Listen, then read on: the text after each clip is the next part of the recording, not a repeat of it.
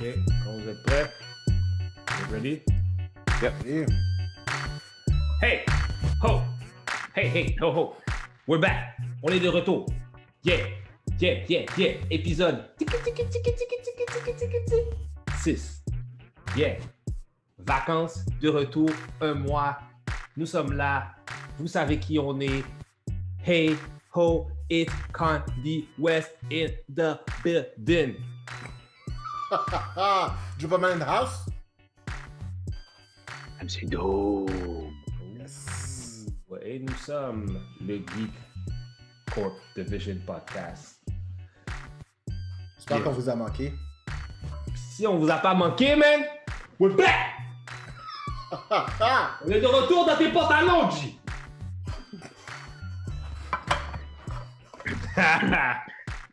J'aime ça, on est de retour dans tes pantalons. Ah, ben voilà! C'est ça, c'est ça. Voilà, j'ai trouvé. Non, j'ai pour le reste, trouvé. c'est bon tagline. Ouais, j'ai trouvé le nom de l'épisode. On est de Non, retour dans tes attends, pantalons. on est en 2021. On se retrouve dans vos pantalons avec permission. Ah! Let's go! Merci. Let's Merci. go! Merci. J'adore. En parenthèse, avec votre permission. J'adore. J'adore tout. Tout. Oh, J'aime, c'est bon. j'aime. C'est bon. Hey, guys, il s'est passé tellement de trucs dans le dernier mois, man. Ouais, il s'est passé beaucoup de trucs. Malgré que je monte un autre podcast, il se passe d'autres trucs, mais bon. Ouais. Hey, on a un petit spécial aujourd'hui. Nous avons un invité aujourd'hui. Oui, plus tard dans l'émission, on va avoir une Uh-huh. entrevue avec Nathan Salmon. Nathan Salmon, pour ceux qui ne savent pas c'est qui, si vous avez fait un Comic-Con ou deux, c'est genre, tu sais, le gars qui fait du spray paint, super rapide. Tout le monde, à peu près, beaucoup de personnes que je connais ont un piece de lui, genre dans leur maison quelque part. C'est bizarre Ici. que tu as un piece de lui. Non, mais un piece of art. Ah, you ok. know. Précise, bro. Which is a piece of himself. art. Ah, Tu comprends? You C'est un know? morceau de lui, là. Une Comme extension réellement, là, de c'est son son nom, là. âme et C'est un de son morceau de lui. expression artistique qui est dans votre maison. bah ouais, c'est beaucoup de morceaux de lui hein, quand tu y Ah, je sais, hein, je sais.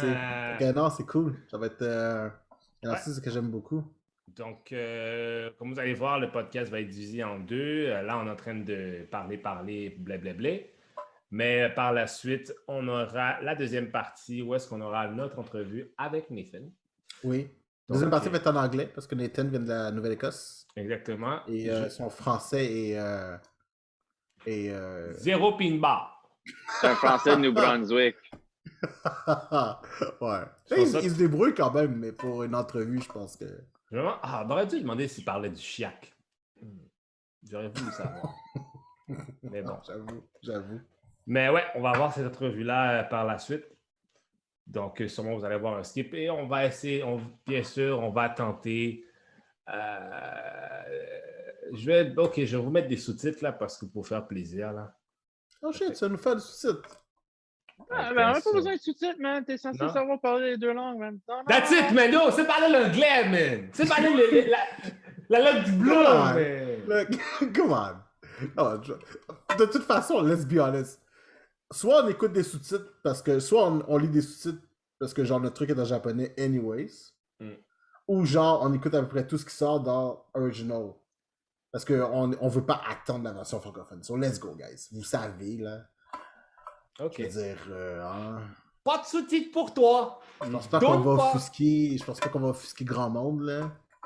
Pas de sous-titres pour toi! Yo, Mais est-ce non. que vous imaginez, man, genre, version Dragon Ball Z en français québécois? Oh, Un yo! dub français québécois? Oh, Genre, t'as juste- tabarnak!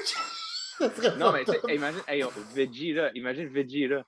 Au lieu de dire Nani? Yo, man, lui, ça va être genre tabarnak. Sangoku m'a dépassé encore. Câlisse. C'est comme- Puis la voix de Piccolo, ça doit être la voix de Black. Oh. Faut que Non, ce il faudrait soit que ce soit Yves Corbeil. Il faudrait que ce soit Yves Corbeil qui fasse la voix de Piccolo. Ça serait fou. T'aurais l'impression d'entendre parler Palpatine en même temps. Ça serait juste comme... Ça serait comme... Hein? Quoi? What? Ça serait fou. Ça serait fou. J'exige que ce soit Yves Corbeil qui fasse la voix de Piccolo. C'est malade. Oh my God! Oh my God! Ah, ce serait vraiment bon pour l'air. Puis l'annonceur, man, dans les World Tournament, là, le blond, là, qui a passé la moustache, man, ça serait Ouais. Jean-Luc Mongrain. Yo, non, les gars, non. Ça, c'est too much. Ça, c'est too much pour mon imaginaire. C'est too much. À vous, ce serait fucked up. Non, il faudrait que ce soit Pierre Bruno. Bonjour au combat de Dragon Ball Z. Oh ouais, j'avoue. Ah, mais Krillin, ça pourrait être Rachid, par contre. Rachid Badouri, Krillin. J'aime ça, t'es tellement Dreamcast. Yo, t'as fait un gros Dreamcast. Ce serait un gros Dreamcast. Ce serait fou. Ah, mon Dieu. Laissez-nous un like, follow, share. Laissez-nous un like. Subscribe. 1000. Je vous l'ai dit. Je vous le dis encore. Il en faut 1000. Il en veut 1000. Il en veut 1000, people. J'en veux 1000. Puis je veux des bitcoins. Je veux des NFTs. Des bitcoins, man. C'est des Dogecoin que tu veux. Ah, ok. Merci. Des Dogecoin avec un NFT. Moi, je comprends pas cette affaire de NFT là, guys. Ben, I kind of get it, dude. Tu sais, je veux dire... Ok, est-ce que vous pouvez me l'expliquer? Je sais quand... Tu sais quoi, ça fait partie de la culture geek parce qu'il y a des gens qui font des affaires. Expliquez-moi, qu'est-ce que c'est un NFT en fait? Qu'est-ce que ça fait comme quoi? ça, sans préparation, là? Ouais, là, il va. Ben, Facts, no feelings, let's go. je vais y aller avec ce que j'en comprends, là. Ce que j'en comprends, c'est comme un... Comment je peux dire ça?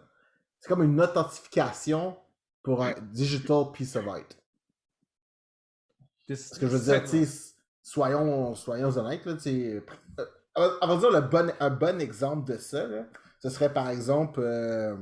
parce que moi, c'est la première fois que j'ai entendu parler, c'est à travers ça, là. Tu sais, par exemple, dans les comic books, il y a des gens que, bon, tu sais, ils font tous les trucs à la main, puis genre, bon, le comic book est fait, puis après ça, il va vendre sa page. C'est Jim Lee, par exemple, va vendre sa page dans un Comic-Con, machin, il va la vendre genre 1000$, puis il fait de l'argent. Puis là, genre, tu sais, t'as beaucoup d'artistes présentement qui travaillent juste sur leur iPad, sur leur tablette, whatever. Puis eux autres, tu sais, ils ont leur page, mais leur page est digitale. Fait que, tu sais, ils donnent à DC, Marvel, whatever, ils font quand même printer le comic, mais ce page-là digitale, s'ils veulent la vendre et l'authentifier comme étant genre seul et unique et original, c'est là que le NFT s'applique. Okay, le NFT vient sceller ceci en disant « It's one of a kind », ceci authentifie le fait que ceci a été fait par lui dans tel purpose, et là, c'est là que tu vends un NFT. Moi, j'ai une question. Je fais des images sur Photoshop. Est-ce que ça peut devenir un NFT? Ben, techniquement, oui. De ce que j'en comprends, anything can be an NFT à partir du moment que c'est un produit digital puis que tu es l'artiste qui, genre, je veux dire, se proclame en arrière de ça puis fait que, you know, that's my piece of shit. It's one in a kind, that's it. Moi, je dis, man, on prend That's my shit! That's my shit! That's my shit! Look at that! Is that my shit? Je vais commencer à prendre tous les audios des podcasts puis toutes les faire en NFT. On va pas vendre le podcast, ça. Non, je vais pas le vendre, je vais juste le laisser là, comme ça, à prendre la valeur. Puis, dans le fond, I don't know how... Moi, par exemple, ce qui est intéressant, par exemple, parce que tu sais, quand j'ai commencé à regarder là-dessus, il y avait une espèce de musée, où est-ce que c'est un musée de NFTs. Je trouve ça intéressant parce que tu sais, c'est comme juste des écrans de télévision, c'est genre des montages audiovisuels, puis ça, genre, tu pouvais acheter ça.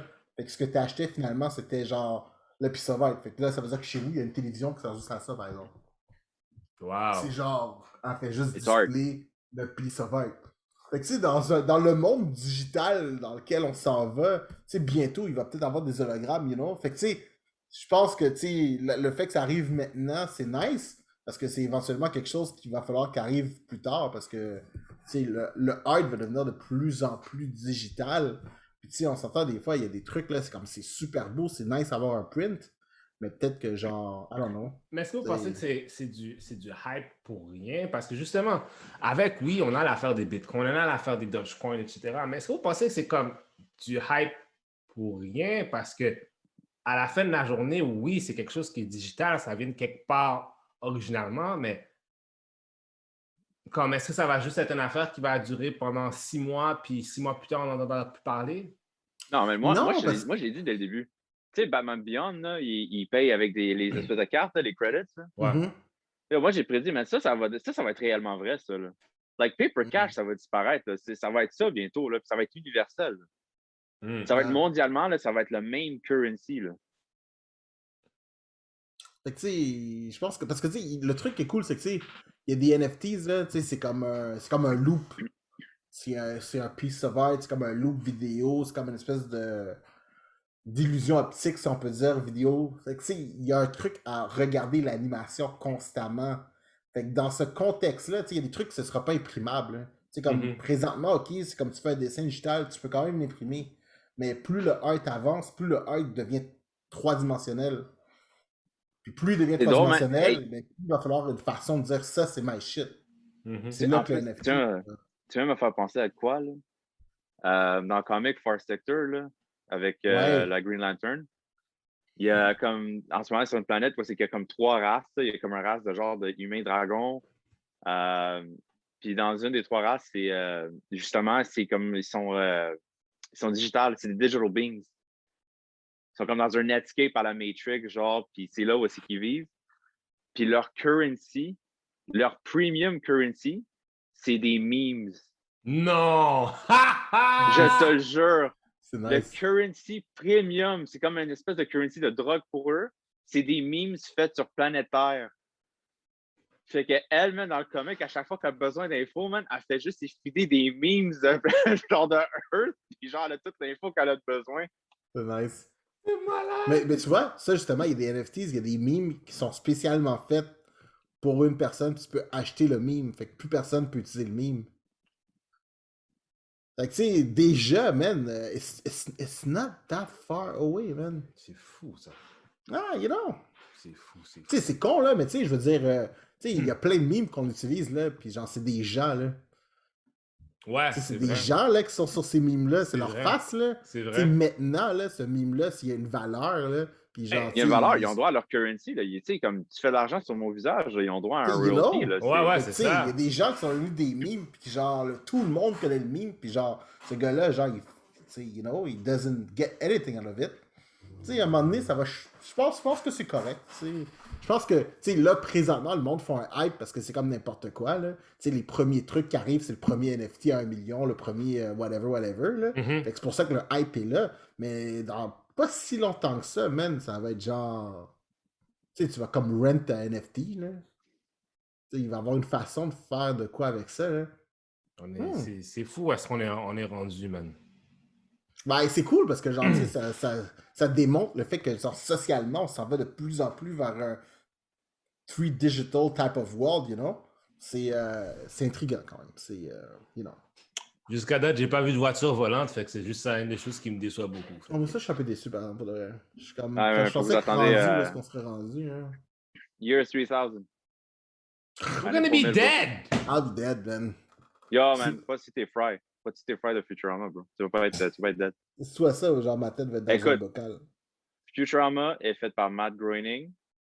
Matt Groening prédit le futur toujours dans les Simpsons. Moi, je dis que Futurama est le vrai futur dont lui, il vient. Donc, c'est pour ça que, genre... Wow! Ouais, mais désolé. Wow! Futurama, là, c'est le pire futur que tu peux avoir. C'est un futur inutile. Comment tu me dis que au lieu qu'ils règlent le climate change, ils envoient une boule de garbage? Ils envoient une boule de garbage. Non, attends. Non, ça, c'est pour l'odeur. Oui. C'est pas pour climate change. Le climate change, il drop un ice cube de plus en plus gros dans l'océan à chaque année. Ouais. Pour régler le problème. Est-ce qu'ils sont idiots? Ils droppent un gros cube. Il dit, we've been dropping cubes, but the cubes have been getting bigger. Non, mais l'affaire avec Garbage Island, là, c'est devenu Garbage Comet, là, ça, c'est quand ils ont montré que tous les documentaires qu'ils avaient des années 2000, ça finit en porn. Parce qu'ils montrent des vidéos de comment ça a été fait, puis ça finit toujours en porn. Wow. Oh, man. Matt Groening vient du futur. Mais il y a beaucoup de monde qui sont comme, ah, mais tu sais, Matt Groening, comment tu fais pas? Mais en même temps, c'est bizarre. Parce qu'il y a des affaires, des fois, qui devinent, puis t'es comme, man, tu fais quelque chose, bro. Non, he knows something, man. Il y en a trop. Il y a trop de choses qu'il a prédit. Il y en a trop. Alors ça, moi, ça m'a surpris parce que, tu sais, à un moment donné, j'étais sur Disney+. Puis là, tu regardes, genre, il y a une section sur Disney+, Times when the Simpsons predict the future. Puis c'est comme une série d'épisodes. Puis j'ai Non! oui, no shit, oui, c'est là. C'est là. Puis j'ai en fait, attends. Parce que, tu sais, moi, je l'avais entendu, puis j'étais comme juste, ok, ça arrive 2-3 fois, là. Puis là, j'étais comme juste, attends, it's a trend. Oui! Oh, C'est ok. fou! Non, man. Il a prédit le futur une fois par saison, je pense. Au moins. Donald Trump, il a pris. Donald Trump, tu sais, quand il fait l'affaire de Donald Trump, puis Donald Trump descend d'escalator, il y a une affaire pareille dans les Simpsons. Yo, G, pareil, là. Comme personne n'aurait pu prédire ça, là. Pareil. Tu sais, même à un moment donné, quand Lisa devient président, comme tu sais, mais ça, l'affaire quand Lisa était président, c'était quand Bart est allé dans le Indian Casino, puis il se faisait dire son futur, puis quand elle dit « Ah, on a été bankrupt à cause de President Trump ». Yo, mais tu sens quoi? Il y a un autre parallèle, je trouve, en plus, là-dedans, là, dans cet épisode-là. Mm. Tu sais, c'est l'épisode où c'est que Lisa elle trouve son amoureux là, qui vient d'Angleterre. Là. Ouais. Tu sais pas que, tu sais, évidemment, pour les questions de race, mais tu sais pas qu'il y a des parallèles entre, genre, le Meghan Markle, Prince Harry là-dedans? Là? Comme famille divisée, puis tous ces shit-là. Là. Guys, vous allez trop loin, là. Là, vous On a prédit le futur, baby! Vous allez trop loin, là. Let's go!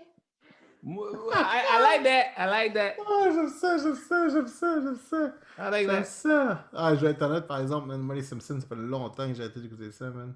Ah, ben, sérieusement, les Simpsons, je pense que c'est un des cartoons que tu peux recommencer depuis le début, puis tu peux checker sans que tu dis, ah ouais, ça c'est vieux, ah ça c'est... C'est tellement comme... Sérieusement, là, après saison 11 puis 12, là, sinon, là, Simpsons, c'est parfait. Les Ouais, thématiques... Family Guy, ils ont pas mal détrôné, je pense. Oui puis non, je sais pas... Hey, écoute, Simpsons aren't cancelled. Ouais, mais c'est parce que c'est Fox Property, genre, c'est leur main chose. Ouais, mais Family Guy était aussi Fox Property. Ouais, je sais, mais oublie pas que Family Guy avait été cancelled par Fox. Oui. Et il a seulement été repris parce que sur Netflix, c'était tellement populaire, puis ils ont vendu tellement de DVD. Ouais, c'est les Ah, ventes Ils de n'avaient DVD, plus le choix de le ramener. Les ventes de DVD. Futurama, c'est la même affaire, hein? Ouais. Futurama, Ouais, c'est la même chose. Ils ont réalisé qu'il y avait un fandom en arrière, puis finalement, ils ont fait genre, ah, ok, ben je pense qu'on peut recommencer. Les compagnies, des fois, bon, je vais vous poser une question, ça vient juste de venir. Avec tout ce qui s'est passé, bon, on a vu ce qui s'est passé avec le Snyder Cut, puis tout ça, nanana. Puis là, il y a encore des rumblings de Snyder Cut talk à travers, je ne sais pas si vous l'avez vu, l'annonce de Black Adam. Ouais. Il y a eu ça. Il semble qu'ils veulent encore que ça fasse partie du Snyder Cut. On va avoir encore des films de Aquaman, tout ça. Mais il semble que... Il y a même eu une rumeur que Robert Pattinson était piste à propos que le Justice League, que le Snyder Cut existe. Parce qu'il pensait qu'il allait être le seul unique Batman. Robert Pattinson, shut the fuck up and stop complaining. You're a Batman, so whatever. Est-ce que vous pensez que justement que le Snyder Cut est en train de foutre le bordel? Je pense pas que le Snyder Cut fout le bordel. Non, pour de vrai, non, là, je veux dire... C'est... Pour moi, ce que je vais dire, c'est peut-être méchant, là, mais c'est comme un enfant, genre, qui veut de la crème glacée, puis tu lui as pas donné de la crème glacée, là. Fait qu'il genre, il pleure. Là, tu lui donnes la crème glacée, puis là, il est comme, je veux la crème glacée tout le temps, genre. Mais ils ont quand même, les gens ont réussi à faire ben à deux. C'est pas la première fois. Depuis les dernières années, on a vu deux situations où est-ce que les studios ont plié devant les fans. Dans la situation de Justice League, puis Sonic. Ah, non, il y a un troisième. Oh, troisième, vas-y. Black Widow. Marvel aussi a plié sur les fans parce que les fans ont clamé qu'ils voulaient un film de Black Widow. Ah, intéressant. C'est vrai. Mais, tu sais, comment je peux dire ça? Voici, Sonic, le studio avait le film n'était pas encore sorti, puis il savait que si on n'a pas les fans de notre côté, c'est foutu, ça sert à rien qu'on sorte le film. C'est vrai. Fait que le film était pratiquement fini, en fait. Ouais, mais tu sais, ils ont juste refait l'animation de Sonic, tu sais, ils ont pas refait le film. Là. Non. Je m'excuse. Tu l'as vu, le premier trailer, là, Sonic, qu'est-ce qu'il avait de l'air, là? Oh oui! C'était une chose de cauchemar, là. C'était une chose de cauchemar.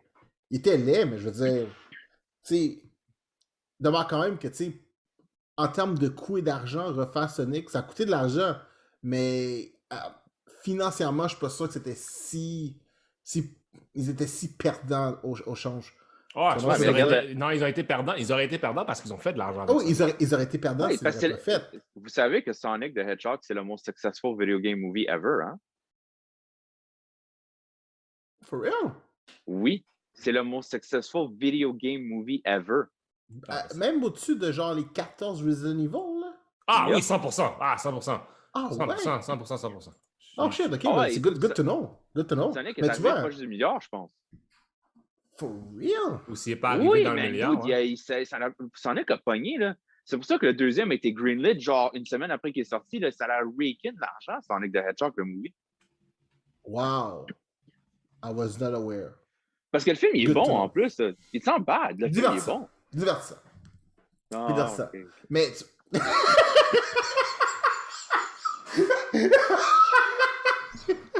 oh shit! Slap in the face! Oui, oui. MC Noob s'énerve. J'aime ça. Mais ok, c'est bon. C'était bon. Mais sinon, t'avais. C'est quoi le deuxième exemple que t'as donné, hein? C'était. Il y avait Sonic. Black Widow, je pense que c'était facile à intégrer. Ouais, mais tu sais. Ce que j'essaie de dire, c'est que je pense que Justice League, ils ont vraiment plié. Là. Les autres, ils ont accommodé. Ouais. Justice League, je pense Oui. qu'ils ont. Tu sais, Marvel Studios, ça, c'est la différence entre WB puis Disney. Là. Mm-hmm. Tu sais, Disney, t'as Marvel Studios, vraiment, Marvel Studios s'occupe des films Marvel. Les gens qui sont derrière Marvel Studios comprennent les personnages. Ouais. Ouais, ça, c'est clair. WB, Warner Brothers, là, comme ils ont les droits, les personnages. Mm-hmm. Puis je pense que c'est pour ça qu'on voit toujours des conflits entre les créateurs de ces personnages-là, i.e. Superman puis Batman. Mm-hmm. They just don't get them. Ils ne cachent pas c'est quoi qui fait ces personnages-là great. Ah, c'est vrai. C'est vrai.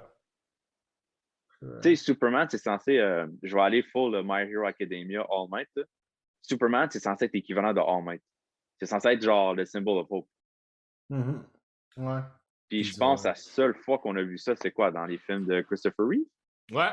Puis même là, dans les films de Christopher Reeves, je regardais une fois un petit documentaire sur ça, puis même Christopher Reeves, surtout pour les films d'après, il a tellement fait d'efforts pour garder justement l'intégrité de Superman. Puis même dans Superman 3, c'était pas mal lui qui était rendu à être le semi-directeur de ça, parce que l'autre directeur s'est fait mettre dehors, dans le fond.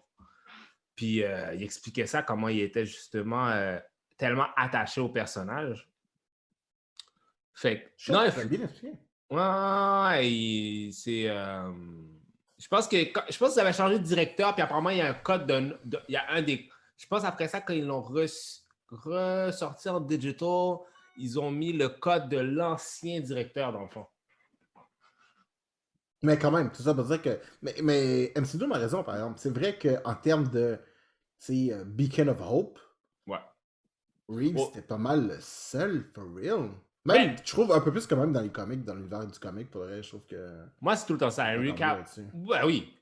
C'est parce que Henry Cavill, physiquement, fits the bill. Moi, je pense que le problème, c'est qui fait le film. Ah ouais.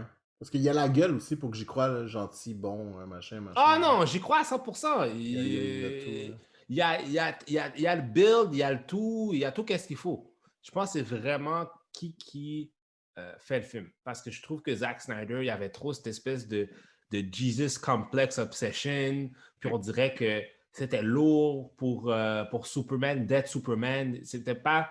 He wasn't happy being Superman, tu comprends? Ouais. Il y a tellement... Je sais pas, mais Superman, il y a tellement de matériel pour travailler avec. Puis on dirait qu'ils font toujours consister des mauvais choix dans les films, genre de quel matériel qu'ils utilisent. Mais tu sais, l'affaire qui arrive, puis ça, c'est l'un des problèmes, je trouve, avec Superman, c'est qu'à un moment donné, le personnage est tellement powerful que il n'y a plus moyen. Puis je pense que c'est là des problèmes, je trouve, avec beaucoup des personnages de DC, là, c'est que ils sont tellement powerful que ça les détache de leur humanité, genre. Moi, je pense que c'est plus Superman en tant que tel. Un peu tout le monde. Parce que, tu sais, moi, là, un des comics que j'adore de Superman, là, c'est génial, pour vrai. C'est fou. C'est mon comic de Superman favori. C'est Clark Kent, qui est genre dans son appartement. Puis genre, la femme au-dessus, ou dans son bloc appartement, il y a une femme qui est battue par son mari. Puis, techniquement, et même si t'es Superman, tu peux rien faire. Wow. Parce que je veux dire, tu sais, faut qu'elle porte plainte par elle-même.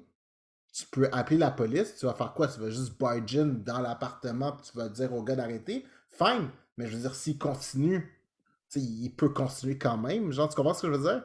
Il y avait comme ce dilemme où est-ce que, genre, tu sais, je peux l'arrêter, mais tu peux pas lui briser un bras, tu peux pas lui briser une jambe, là. Tu peux juste y parler, puis lui faire peur. Mais si tu lui fais peur, tu peux pas... Tu sais, la seule façon de lui faire peur qui va marcher, c'est à la Batman, genre, Leave Her Alone, qui est genre. Chose comme c'est que Batman a ferait, genre, sans problème. Ouais, lui, casse le bras, puis let's go. C'est que it's not the Superman way.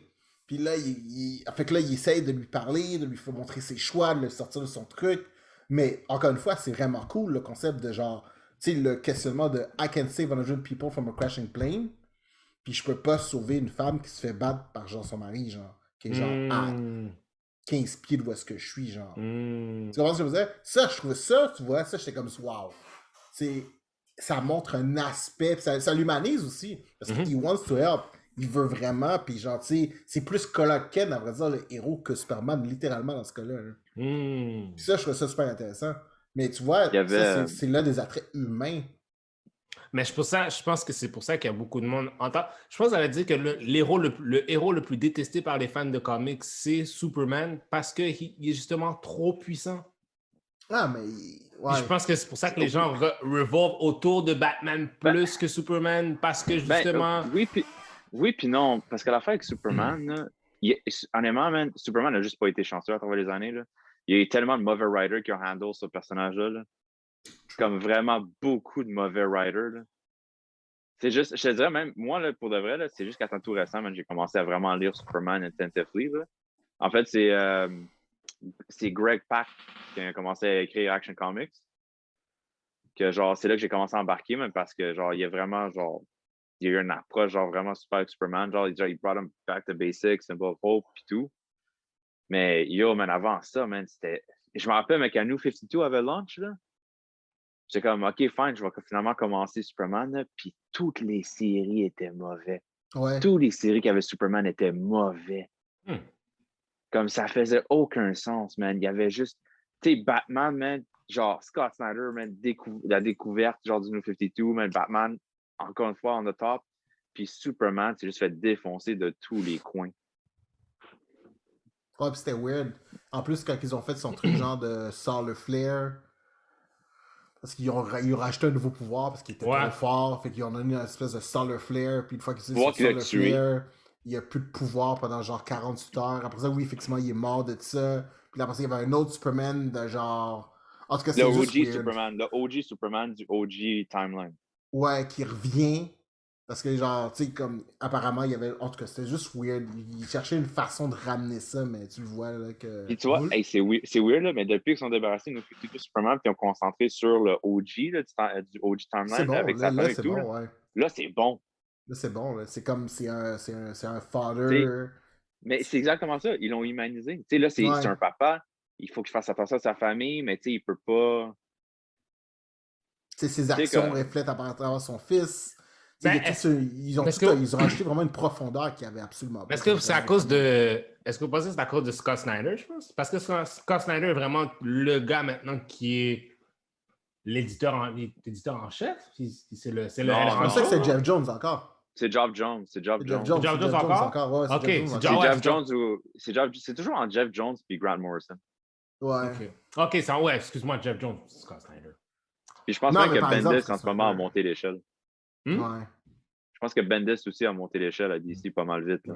Mais dans le fond, c'est quoi ça? C'est fait que Geoff Jones a eu beaucoup de blâme par rapport à plusieurs instances dans tout ce qui relate à DC, tu comprends? Il semble qu'il y a beaucoup de monde qui ont chialé à propos justement de comment ils twist puis turn. Juste... Ben, c'est parce que Jeff Jones, est excellent pour... Jeff Jones aime le cosmique. Hmm. Il aime ce qui se passe dans l'espace, il aime les trucs. Fait que, à partir du moment qu'il était là, beaucoup de choses se sont passées dans l'espace. Green Lantern. Ouais, pis tu sais, c'est cool l'espace, mais je veux dire, à un moment donné, c'était bon pour un moment, pour Superman, c'était bon, parce que il pouvait juste faire de la baston. Parce que, genre, il était dans l'espace, puis genre, il n'y avait pas à care avec qui se battait, il pouvait unleash his full strength. C'était vraiment cool, parce que tu voyais Superman faire des feats de force que, genre, on n'avait jamais vu faire. Mais l'affaire qui arrive, c'est qu'une fois que ce personnage-là a tout fait ça, quand il revient sur Terre, moi, j'ai quand même lu, genre, les 40 issues où est-ce que, genre, il déplace des astéroïdes parce que, genre, c'est mardi, là. Puis après ça, il y a de la misère à lever un autobus. Là, t'es comme, bro, tu peux pas faire ça, tu comprends? C'est que là, ils l'ont overly powered dans l'espace, puis là, il revient sur Terre, puis là, après ça, il comme... Puis, tu sais, c'est pas vraiment expliqué, c'est juste écrit différemment. Mm-hmm. T'es comme, why this? Fait que je pense que c'est là où est-ce qu'ils ont aliéné beaucoup de personnes, là, je pense, avec ça. Là. Mais bon, tu sais... Mais tu sais, moi, je me pose la question, là, parce que là, on touche justement, tu as mentionné Cosmic. Là. On s'entend que son paramour à Marvel, c'est Jonathan Hickman. Là. Oh, wow, bro! Oh, man, Jonathan Hickman est tellement bon. Je sais, mais justement, tu sais, Geoff Jones, on dit justement, il touche à tout ce qui est cosmique, puis à un moment donné, c'est assez, mais tu sais, Jonathan Hickman aussi, il touche beaucoup à tout ce qui est cosmique, là, Oui. mais il fait d'une façon qui est pas... Il fait un univers inclusif. Ouais. Tu sais, comme là... On sait, il touche à X-Men, on sait, là, c'est pour ça que tu vois, c'est justement, tu sais, moi, dans le dernier mois, là, tout ce que j'ai fait, c'est que j'ai lu du X-Men, mon gars, j'ai essayé de lire au moins, genre, 5-6 comics de X-Men every day, là, pour me mettre là, le plus à jour. Je suis pas encore à Ten of Swords, j'ai même pas encore touché à House of X. Là, présentement, je suis sur X-Men Gold, je suis sur X-Men Gold and Blue, puis là, genre, je te dirais que je suis à peu près issue 30, là. Fait que là, genre, je me suis dit, alright, fuck it, là, je me mets à jour vraiment le max possible. Ok, fait que toi, t'es sur le point où c'est que les jeunes, ils sont renvoyés dans le passé. Là. Exactement. Je suis point à ce que l'original team retourne in the past. Puis là, techniquement, après ça, je suis rendu à House of X. Fait que là, genre, I'm getting there, bro. Parce que là, il faut que je te rattrape, là. Tu m'énerves, là. Fait que là, genre, I need to get there. Mais pour de vrai, là, présentement, pour de vrai, la run d'X-Men, là. Tu sais, je sais qu'on n'est même pas rendu à l'apothéose encore, là. Mais juste là, même, tu sais, les secondary mutations, Magneto, comment il est rendu badass. Je suis comme, oh shit, j'ai hâte, c'est bon, là. Puis je sais qu'on est même pas encore... Tu sais, le setup. Ouais. Le setup était carré. Je sens de le setup. C'est vraiment fou, man. Parlant justement un univers d'X-Men, tu sais, ils ont fait un vote récemment pour savoir si tu pouvais voter un membre d'X-Men sur l'équipe. Yes. Fait que Marvel, a comme chaque jour, il a révélé 2 perdants. À chaque jour, sur Instagram, genre, il révélait 2 perdants du concours, jusqu'à temps qu'ils ont annoncé c'est qui avait gagné. Puis moi, j'étais juste dans ma tête, j'étais comme déçu. Je n'étais pas déçu du choix. J'étais déçu qu'ils ont reveal ça un temps en avance. Tu sais, j'aurais aimé ça garder la surprise.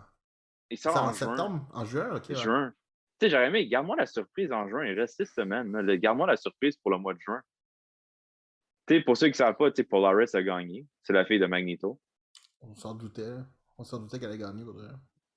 Mais tu sais, ça donne le feeling qu'ils vont faire une équipe avec les perdants, là, mais bon. Ben, c'est sûr. Parce que les perdants, c'est tellement bon. Tu sais, je veux dire, Tempo, Forge. Tu avais Strong Guy, Strong Guy, Banshee, Sunspot puis Cannonball. Dude, ça fait un team, là. Juste ça fait un team. C'est le plus gros team de reject ever, ça? Ah oui, mais c'est ça que je dis. C'est comme juste, ok. Je suis comme, what? Mais par exemple, le nouveau team, je suis down. C'est qui? C'est Cyclops, Polaris, Rogue. Ok, fait que c'est. Il y a plus de filles que de gars sur l'équipe. Je pense même pas que c'est la première fois que ça arrive sur X-Men. Je pense qu'il y a toujours eu plus de filles que de gars. Les X-Men ont toujours été très... Fait que c'est Marvel Girl / Jean Grey, Cyclops, X-23 / qui est Wolverine maintenant, Sync. Ouais. Sync est dedans. Sunfire, Polaris et Rogue. Sunfire, je suis content, man. Sunfire, c'est un personnage qui est genre... je trouve qu'il a toujours été sous-estimé. Hein. Underrated. Ouais, vraiment. Là, c'est vraiment... La dernière fois qu'il était utilisé, c'était Rick Remender. Ouais. Dans Uncanny...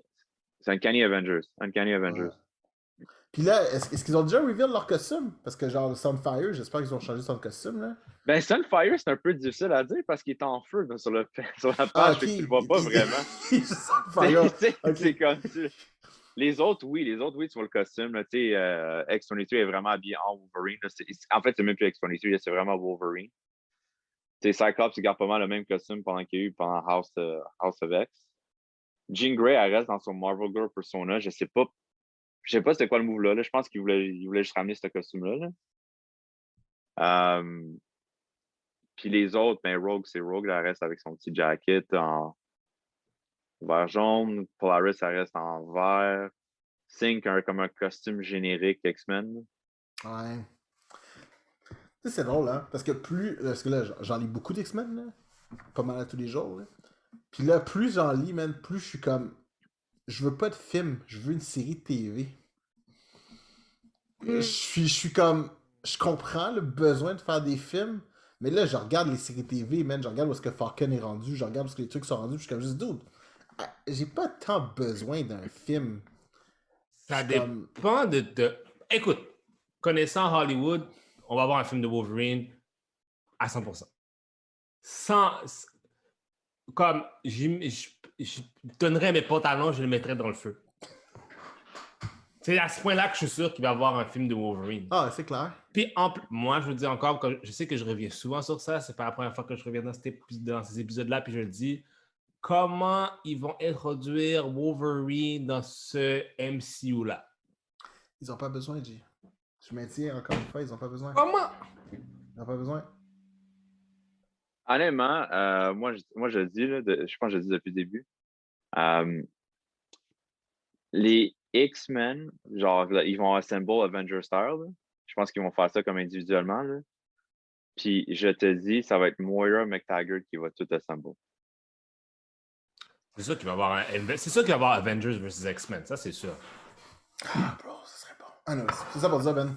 X-Men, là, c'est tellement bon, là. Présentement, à lire, là, it is so dope. Depuis House of M, là, je suis comme juste, bro, man, je capote. Je capote. Puis là, présentement, je suis vraiment, vraiment en train de noyer. Wow. Je suis pas capable de m'arrêter. Là. Hier, je pense que j'en ai eu 14. J'étais comme, oh my god, it's so good, I need to stop. Je suis comme, I can't. Oh my god. Ah, drôle, hein, qu'ils ont poussé de côté pendant tellement longtemps, puis finalement, ils ramènent dans le limelight, là. Vu qu'ils ont acquis les droits, là. Ouais, mais je pense que c'est juste une façon. Tu sais, comme avant, c'était un petit peu. C'était pas mauvais, mais. Tu sais, je pense que ça l'a arrêté d'être bon, genre. Quand Bendis est parti. Tu sais, comme quand ils ont ramené ceux du futur, tu sais, comme les OG sont revenus dans le futur. Après ça, ils sont restés. Tu sais, il y a toute l'année où est-ce que. Tu sais, la première année où est-ce qu'ils deal avec leur version future un peu, là. Puis après ça, tu sais, on est passé à Extraordinary X-Men puis toute ce timeline-là, là. Ce bout-là, cette année-là, parce que c'est vraiment juste un an, techniquement, là. Un an ou deux, là, ça a été moins bon. C'est genre, tu sais, comme X-Force, c'était genre dealé par Storm, j'étais comme juste... Mais regarde, on va le dire, là, tu sais, ouais. comme... T'avais trois comics, t'avais All New X-Men, t'avais Uncanny, qui était l'équipe de Cyclops, Ouais. puis t'avais Wolverine and the X-Men, qui était, dans le fond, l'école. Ça, c'était vraiment bon, ce comic-là. Ben, les trois étaient bons, Moi, j'ai vraiment aimé les trois. Mais moi, c'était vraiment Wolverine and the X-Men. C'est pas c'est celui que j'ai moins aimé. Mais je suis. Moi, je suis un core fan. Tu sais, moi, j'aimais le concept de l'école. Tu sais, le concept du schisme, là, tu sais, quand le schisme arrive, là. Ah, ouais. Ce concept-là, l'idée était vraiment bonne. Parce que c'est vrai qu'à un moment donné, il y avait un problème d'idéologie. Puis, genre, tu sais, Wolverine part avec son groupe. Puis, genre, littéralement, Cyclops part avec tous les extrémistes de son côté. Puis, genre, tu sais, comme Cyclops, genre, est avec Magneto. T'es comme juste. Ouais, tu sais, son crowd est pas bon. Puis Storm qui va avec lui juste parce que, genre, somebody needs to keep you in check. Ça, j'ai trouvé ça, je suis vraiment malade. Parce que, genre, Storm est comme si, non, on peut pas faire ça de même, là. Parce que, genre, de son côté, genre, il y a, genre, toutes les doutes que, genre, on se bat depuis 10 ans, puis qui sont rendus avec Cyclops, c'est genre, on veut se laisser aller de même. Je suis comme, non. Moi, je m'en vais avec lui pour être sûr que ça se passe bien. Je suis comme, oh, c'est badass. Par rapport à Cyclops, parce que vous en connaissez plus souvent sur cet aspect-là dans la situation plus comic book, mais de la façon dont je pensais, est-ce que Cyclops commence à devenir plus un badass parce qu'il a toujours été vu comme le Boy Scout. Tu comprends? Ouais. Mais en fait, c'est ça. Dans le fond, il est devenu Magneto. Ben, dans les comics, il était rendu un point, il est devenu Magneto. Il représentait l'idéologie en arrière de Magneto, ouais. Mais moi, tu vois, mon X-Men favori est Cyclops. Right here. Cyclops, right here. C'est même pas le meilleur costume qu'il y a. Je sais, mais genre, c'est un de mes favorites. Moi, je suis un gros fan de Cyclops. All that being said, je suis un gros fan de Cyclops. Puis genre, tu sais, en termes de faux pas, là, tu sais, il y a eu genre, ok, genre, il a couché avec un Morphos pendant qu'il était avec Jean Grey, fine. Il y a toute la partie, genre, comment il y a Indole, Madeline Pryor situation qui était vraiment sucky as fuck. Puis genre, il y a la partie où est-ce que le dude, on pourrait dire comment il a géré Cable, là, puis il a juste comme envoyé son fils dans le futur, genre. C'est pas le seul, hein? Il y en a un autre qui le fait aussi, hein? Il a juste comme dumpé de The Future. Puis j'étais comme, ouais, ok. Tu sais, il a fait des faux pas moraux, mais il a toujours fait dans le better good of the group. Mais the better good is not always good. Ouais, je sais, mais c'est pas le good pour lui, mais c'est le good pour son groupe. Fait que, tu sais, c'est comme présentement, c'est the ultimate leader, là, je veux dire. Oui, mais les X-Men... Ouais, vas-y, excuse. X-Men, le problème, c'est genre... C'est plate, là. Ils gagnent jamais. Peu importe ce qu'ils font, ils gagnent jamais. Genre, ils peuvent faire n'importe quoi, man. Dans le futur, man, ça va être un autre apocalyptic event contre les mutants qui va tout les défoncer. Puis je pense qu'il y a juste une fois où c'est qu'ils ont réellement gagné. Puis c'est justement avec Bendis, là, avec All New X-Men, Wolverine the X-Men, puis tout, là, où c'est qu'il y a comme eu l'événement Children of the Atom. Ouais.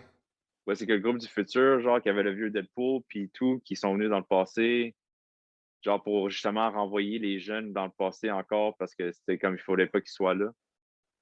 Puis c'était le seul futur où c'est que tout avait l'air peaceful dans leur avenir. C'est vrai. C'est vrai. Mais après ça, man, t'as soit Age of Apocalypse, t'as soit les Sentinels qui est dessus, t'as soit Bastion qui est dessus. Ça finit jamais bien. Ça finit jamais bien pour les X-Men. Ça finit jamais bien. Sauf que là, présentement, par exemple, ça a l'air pas pire.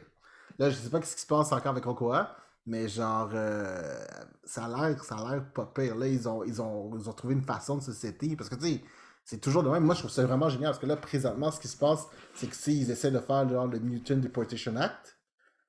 Où est-ce qu'en gros, ils veulent déporter tous les mutants des États-Unis. Puis t'es comme, oh shit. Puis genre, tu sais, c'est vraiment, tu le vois, c'est heavy. Parce qu'ils sont pas beaucoup, là. Puis là, tu sais, tout le monde noie, là. Ils sont comme, tout le monde est vraiment genre très, c'est tendu. C'est tendu. Puis là, présentement, genre, moi, où est-ce que je suis rendu? Puis Price Storm, puis genre Nightcrawler, puis Colossus sont en prison. Puis là, t'es comme juste, oh shit, ok, ouais, c'est vraiment genre, c'est heavy, là. Mais en tout cas, c'est un super beau setup. Mais même Krakoa.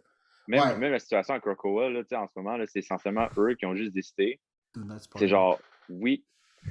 Non, mais c'est essentiellement, là, c'est genre, we have powers. Screw you guys. Ouais. Like, we can actually take you guys out. C'est comme, we are the superior beings. Ouais, vraiment. Ben, tu le vois, c'est ça que je trouve cool. Parce que tu vois le setup qui se fait tout doucement, là. Il commence à être fed up. Il commence vraiment, vraiment, toute la gang à être fed up. Puis genre, ok, là, revenez-en, là. Parce que genre, on n'est pas les seuls superpowers qui se promènent partout, genre. Puis là, tu le vois, là, il commence vraiment à se fed up. Puis genre, t'es comme juste, oh shit. Tu sais, genre, on s'entend, là, si les X-Men deviennent des bad guys, it's done. Nobody can take them out. No one. Littéralement, genre. Je sais pas si ça va arriver. Parce que on s'entend que j'aimerais pas ça que ça arrive, là. Mais, tu sais, la possibilité est là, là. Je veux dire, à un moment donné, genre, c'est comme, accote-moi au mur tout le temps, I will push back. Mais, c'est how much will I push you back? Je peux dire, sans rien spoiler, là, je donnerai pas de chiffres, je donnerai pas rien, là. Mais surtout après Ten of Swords, c'est sûr qu'il y a personne qui ose messer avec eux. C'est comme, oh man, c'est vraiment, tu le vois, là, c'est comme une tension de builder. Je trouve ça cool. Je trouve ça cool de lire ça, puis genre sentir la pression, man. I have read a lot in the past month. C'est ça. Ouais, moi, je peux dire qu'est-ce qui s'est... Moi, j'ai pas lu du tout, rien du tout, moi, durant le mois qui vient juste de passer. Moi, ça a pas mal été plus wrestling-oriented, là, en fait, là, comme vous savez. Gros fan de lutte. Ouais, gros fan de lutte, c'était WrestleMania 37. C'était pas mal, c'était correct. C'était sur 2 jours. C'était samedi et dimanche. Fait que ça, c'était quand même bien. Mais, tu sais, au moins, il y avait... Mais justement, la différence, c'est que là, il y avait du monde dans le crowd. Fait que là, ça faisait un petit peu différent, là, que d'avoir... Stade plein ou genre une place sur deux? Je pense capacité 20... Ils étaient 45 000, entre 25 et 45 000, l'affaire de même. Quand même! Ouais, c'est dans un football stadium, là. Ok, mais c'est un football stadium qui pouvait prendre 150 000 personnes, genre. Genre, ouais. Ok, c'est ça. Oh, man, les stadiums qui font 150 000 personnes, il n'y a pas ça qui existe, mais ça va crasher. Là. Ben, des fois... Ouais, vas-y. Le plus gros stade au monde, c'est Michigan State, puis c'est 102 000. Ouais. Oh, shit. Mais c'est parce que là, c'est différent, parce que là, tu as le ring. Vu que le ring est assez petit, tu peux avoir du monde sur le field. Ah, Fait que ça ça te partage, rajoute... c'est vrai. Ben ouais, ça fait que ça te rajoute plus de monde. Ouais, ça a été pas mal. C'était quand même correct. C'était pas... Non, mais tu sais, Night 1 was better than Night 2. C'était quand même correct. Puis après ça, le lendemain, ils ont mis plein de monde dehors. WWE a fait la purge, puis ils ont mis plein de monde dehors. Incluant Samoa Joe, which I don't understand. Ouais. Mais ouais. Ah ouais, très wack, très wack. Un super purge de Vince McMahon. Dans le fond, c'est rendu un purge, tout le monde s'en va vers AEW, là, c'est ça, là? Ou... Ben, ça dépend, parce que je pense pas que AEW peut amener accueillir des former WWE guys, parce qu'ils en ont plein déjà. Le Big Show est là-bas, Sting est là-bas, Taz, bien sûr, oui, t'as Cody Rhodes, t'as Jericho, t'as beaucoup Ambrose aussi, il me semble, là-bas, right? Ouais, Ambrose maintenant qui est redevenu John Moxley. Comme annonceur, t'as Jim Ross. Fait que t'as beaucoup de personnes qui sont WWE, qui sont connues à cause de WWE. Fait que ça, c'est la grosse chose qui me dérange avec AEW, honnêtement. Là. Je trouve pas qu'ils ont leur propre originalité de mettre les bons lutteurs en the come-up. By the way, pour nos viewers, on dit AEW. On dit pas INW, là, si vous voulez un burger, genre, c'est autre chose. Good point! Good point! On n'est pas en train de parler de root beer ici. C'est pas de la root beer, c'est pas Papa Burger, c'est pas Mama Burger ici. C'est quoi le highlight de WrestleMania? Le plus gros highlight de WrestleMania, pour moi, ça a été Bianca Belair contre Sasha Banks. Pourquoi? Oui, c'était pour le SmackDown Women's Championship, mais c'est parce que c'est la première fois de l'histoire que 2 femmes noires se compétitionnaient à WrestleMania qu'ils étaient des opposants. Oh, nice, OK. Fait que ça, c'est vraiment cool. Cool. Becky, es-tu encore là? Becky Lynch, en ce moment, non. Becky Lynch était enceinte. Elle a eu un bébé. Il y a une couple de mois de ça. Quand elle va revenir, on ne sait pas encore. Ça a l'air que... Belt? Non, ça fait longtemps qu'elle a pas dit... Moi, la dernière fois que j'étais à la lutte, Becky Lynch avait 2 belts. Becky 2 Belt, ça c'était... Ouais, Becky 2 Belt, c'est exactement ça. Quand elle était Becky 2 Belt. Ouais, ça c'était bien, mais non, elle a eu le temps de perdre une des ceintures. Dans cette histoire-là, elle est restée Raw Women's Champion pendant un petit bout, puis après ça, elle a été enceinte, puis elle a dû relinquish la ceinture. Yeah, of course. Mais ouais, non, elle devrait revenir bientôt. Ronda Rousey aussi qui a dit qu'elle devrait revenir bientôt. Ah ouais, je pensais qu'elle avait plus. J'avais vu un truc avec Joe Rogan, puis elle avait vraiment fait genre... Vince McMahon va venir chez vous avec un camion Brinks. T'entends? C'est comme ça qu'il vient quand il donne de l'argent à Brock Lesnar. Il envoie le camion Brinks dans sa cour, puis il dit, voilà de l'argent. You gonna come back. Ah, c'est vrai. Ouais. Fait que ça a été ça. Deuxième chose, Invincible, je vous en ai parlé dans le chat. Wow! Wow to the wow to the wow. Je suis rendu à la moitié de l'épisode 6, j'ai vu les 5 mais wow! C'est violent, man. C'est extrêmement violent. C'est rien encore à ce qui s'en vient, mon gars. Yo, le premier... Juste parler du premier épisode. Le premier épisode, OK, est fou. Parce que, oui, OK, t'as Mark qui découvre ses pouvoirs, nanana. Tu sais, c'est quand même assez... Au début, j'étais comme, tu sais que c'est violent. Tu sais, c'était quand même assez tranquille. Yo! Omni-Man! Les 5 dernières minutes, mon gars, man. Omni-Man! Yo! Yo! Yo! J'ai jamais... J'ai déjà vu de la violence dans des films. J'ai jamais vu un niveau de violence aussi intense. Hey, man, il les pète. Met des doigts dans les yeux. Yo. Quand il craque le skull de l'autre, c'est comme yo, man. Puis genre, tu sais, sa face, c'est comme...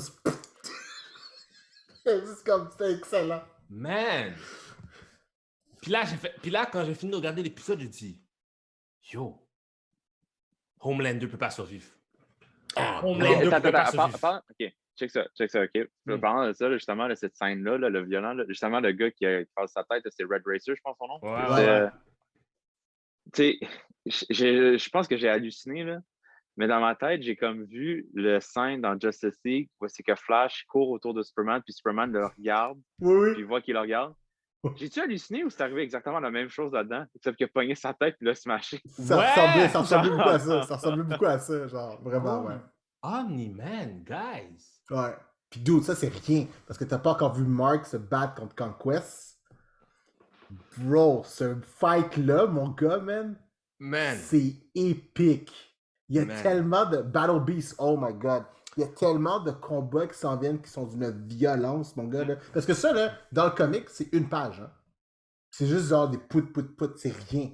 Les fights d'après, c'est des pages et des pages et des pages. Yo, j'ai hâte de voir ça. Moi, j'ai vraiment... Puis j'ai trouvé, je pense que c'était l'épisode numéro 3. Ouais, je pense que c'était 3. Puis dans le fond, c'était les aliens qui n'arrêtaient pas d'envahir. Ouais. Ah oui, les Jackson. Est-ce que j'ai trouvé ça con? J'ai trouvé ça con parce que pour eux autres, ça fait des décennies qui ont passé. Ils reviennent 3 jours plus tard. Je dis, ben yo, vous êtes tenaces, guys. Puis, quand tu vois qu'ils tuent, ça l'affaire, j'aime le fait qu'ils font pas de chichi. Il y a une invasion, il y a des gens qui meurent. People die. People get... Comme les gens se font obliterated, là. OK, on va-tu sauter sur le fait... Tu sais, oui, People Get Obliterated, quand Mark a essayé de sauver une personne, il a fini par le mettre en soins intensifs. Genre... Juste oh shit, hein? Ah oui, vraiment. Mais je trouvais ça cool. Parce que pour de vrai, tu sais, le monde, genre, c'est comme, oh, OK, I get superpowers, I'm become a superhero, pis c'est comme si c'est all fluffy. Non, man. Quand shit de fan, c'est pas fluffy. Mais tu sais quoi, man? Tu sais, au tout début, là, quand les Guardians of the Globe, il s'y prend au White House, là. Ouais. Ça permet de sauver le White House. Puis le Red Racer, justement, il pogne tous les civilians, puis ils amènent vite, puis tout le monde commence à puke. C'est vrai. Ça, c'est sûr à 100% que ça l'arrive. Là. Si Flash sauve du monde, c'est sûr à 100% que la personne a puke après. C'est impossible qu'il puke pas. Mais des fois, il montrait John Diggle, justement, dans Arrow, quand il y avait Flash. Puis justement, il faisait puke à chaque fois. Ouais, il fait puke à chaque fois. Puis je trouvais ça cool parce que tu vois que le Racer, quand il est prend, il tient par la tête. Il est vraiment conscient que genre, if I go too fast, he'll die anyways. Fait que je suis comme, il tient par la tête, il tient d'une certaine façon, il va, puis là, boum. Tu sais, des petits détails comme ça que je commence à nice. Guys, Omni-Man tue Homelander. Oh, for real. C'est même pas un combat, man. Ça fait aucun sens. Aucun sens. C'est même pas un combat. C'est comme... Puis à chaque fois qu'il fait... Puis depuis qu'il a fait cette affaire-là, il n'a rien fait d'autre de violent comme depuis que j'ai checké. Mais t'as toujours cette... Maintenant, t'as ça s'en vient. Ça s'en vient. Ça s'en vient, mais t'as oui, non, il a fait de pas de violent. Il anéantit les Flaxen. Ah, ben oui, c'est sûr. Ah, ça aussi, ça, c'était mort. Yo! Puis vu que le temps avançait, ça fait des décennies qu'il est en train de fuck up tout le monde. Ah, man. Earth is not for you to conquer. Hey, man. Hey, yo, j'étais impressionné. Puis, mais c'est un personnage que tu sens comme... T'as tout le temps peur. Oui. Tu devrais avoir peur. Ouais, tu devrais avoir peur. Mais... Ça, c'est cool parce que dans le comic, t'as pas ce feeling-là. T'as pas cette tension qui est là constamment, genre. Mais là-dedans, tu le feels, genre, Omni-Man will fuck you up. Word. C'est ça, quelque chose, mais moi, il y a quelque chose qui m'avait gossé, là. C'est par rapport à Invincible, mais c'est pas par rapport à la série. C'est par rapport à quelque chose qui était dit sur la série. Sur IGN, il y avait, je ne me rappelle plus c'est qui le nom de la personne qui écrit l'article, mais tu sais, il disait que le show does not do justice to the comic. que le show ruine la réputation du comic. Puis j'étais juste comme non. Non, absolument pas. J'étais juste comme non, parce que justement, man, le comic est écrit dans les débuts 2000. Puis tu sais, Robert Kirkman ne pouvait pas mettre ce qui, en ce moment, il est dans le show, là, il ne pouvait pas mettre ça dans les pages du comic comme il est en ce moment, là, parce que ça n'aurait pas été accepté. Tu sais, parce que Walking Dead est venu après, là, tu sais, Walking Dead, tu sais, comme ça a commencé à être accepté, c'est ça, mais tu sais, ça, en ce moment, là, ce qu'on voit sur la télé, là, d'Invincible, là, ça, c'est sa vraie vision pour le personnage, là. Parce que lui, il a un C sur tout ce qui se passe dans le show, là. Tu sais, puis je pense, je sais pas, c'est toi qui m'avais mentionné à un moment donné, tu sais, justement, dans les comics, c'est un peu ici et là, au niveau des villains, là. Ouais, les villains, ils sont tous introduits en même temps, mais ils évoluent chacun différemment. Hein. Tu sais, maintenant, il y a vraiment un focus. Chaque épisode a vraiment un focus sur un villain. Il pogne. Puis, c'est ça, tu sais, comme... C'est exactement... C'est ça, tu sais, il y a un focus sur des émissions, la façon que c'est fait. C'est plus facile à suivre. Pour le reste, moi, j'aime bien. Puis, tu sais, ce qui est intéressant en plus, c'est que moi, il y a des villains que j'ai hâte de voir, tu sais, comme Armstrong Levy. Tu sais, il y en a une couple que j'ai vraiment hâte de voir, mais vu le pacing qu'ils ont, tu sais, je sais que l'introduction va bien se faire anyways. Parce que, tu sais, dans le comic book, on s'entend, là, faut se rappeler quand même, le concept, c'est que tu lis 32 pages, puis après ça, t'attends un mois, là. Puis, tu sais, en 32 pages, ben, t'essayes de rentrer le maximum de trucs pour accrocher tes gens, pour les garder intéressés. Tandis que là, man, il y a le temps de prendre un pacing vraiment lent, là. Moi, je suis fou, là, parce que là, on est rendu, quoi, là, épisode 6, sur les 26 volumes, là, je parle de volume, là, pas les issues, là. On est rendu après au 4-5 déjà, là. Fait que genre, tu sais, ça va quand même relativement vite. Mais je trouve que le pacing était bon, là. Ça, c'est quelque chose. Fait que je trouve ça cool. Parce que tu sais, il y a un truc que j'aime beaucoup chez Mike, c'est très humain. En tout cas, là-dedans, il est très humain aussi. Hein. Non, MC Doom, puis toi, qu'est-ce que tu as fait pendant ce mois de congé que nous avons pris? Écoute, j'ai gamé. Il y a 2 jeux que j'ai pas mal joué. Persona 5 Royal, parce que c'est un jeu on dirait qu'il finit jamais. Là. C'est comme un joueur de Persona, for real? Nice! Ben oui. Hey, Persona 5, c'est un masterpiece, ce jeu-là. Fait que j'ai commencé à jouer Royal, justement, parce que je voulais comme savoir l'étendue, là, puis comment qu'un nouvel personnage change l'histoire, là. Mais yo, Persona, c'est écœurant, là. Tout est parfait dans ce jeu-là. Le gameplay, les personnages, l'histoire, la musique, tout est parfait. Nice. Tout est parfait dans ce jeu-là. Puis justement, si tu cherches à vivre une vie sociale parce que tu n'en as pas en ce moment, c'est parfait parce que c'est justement ça le but du jeu.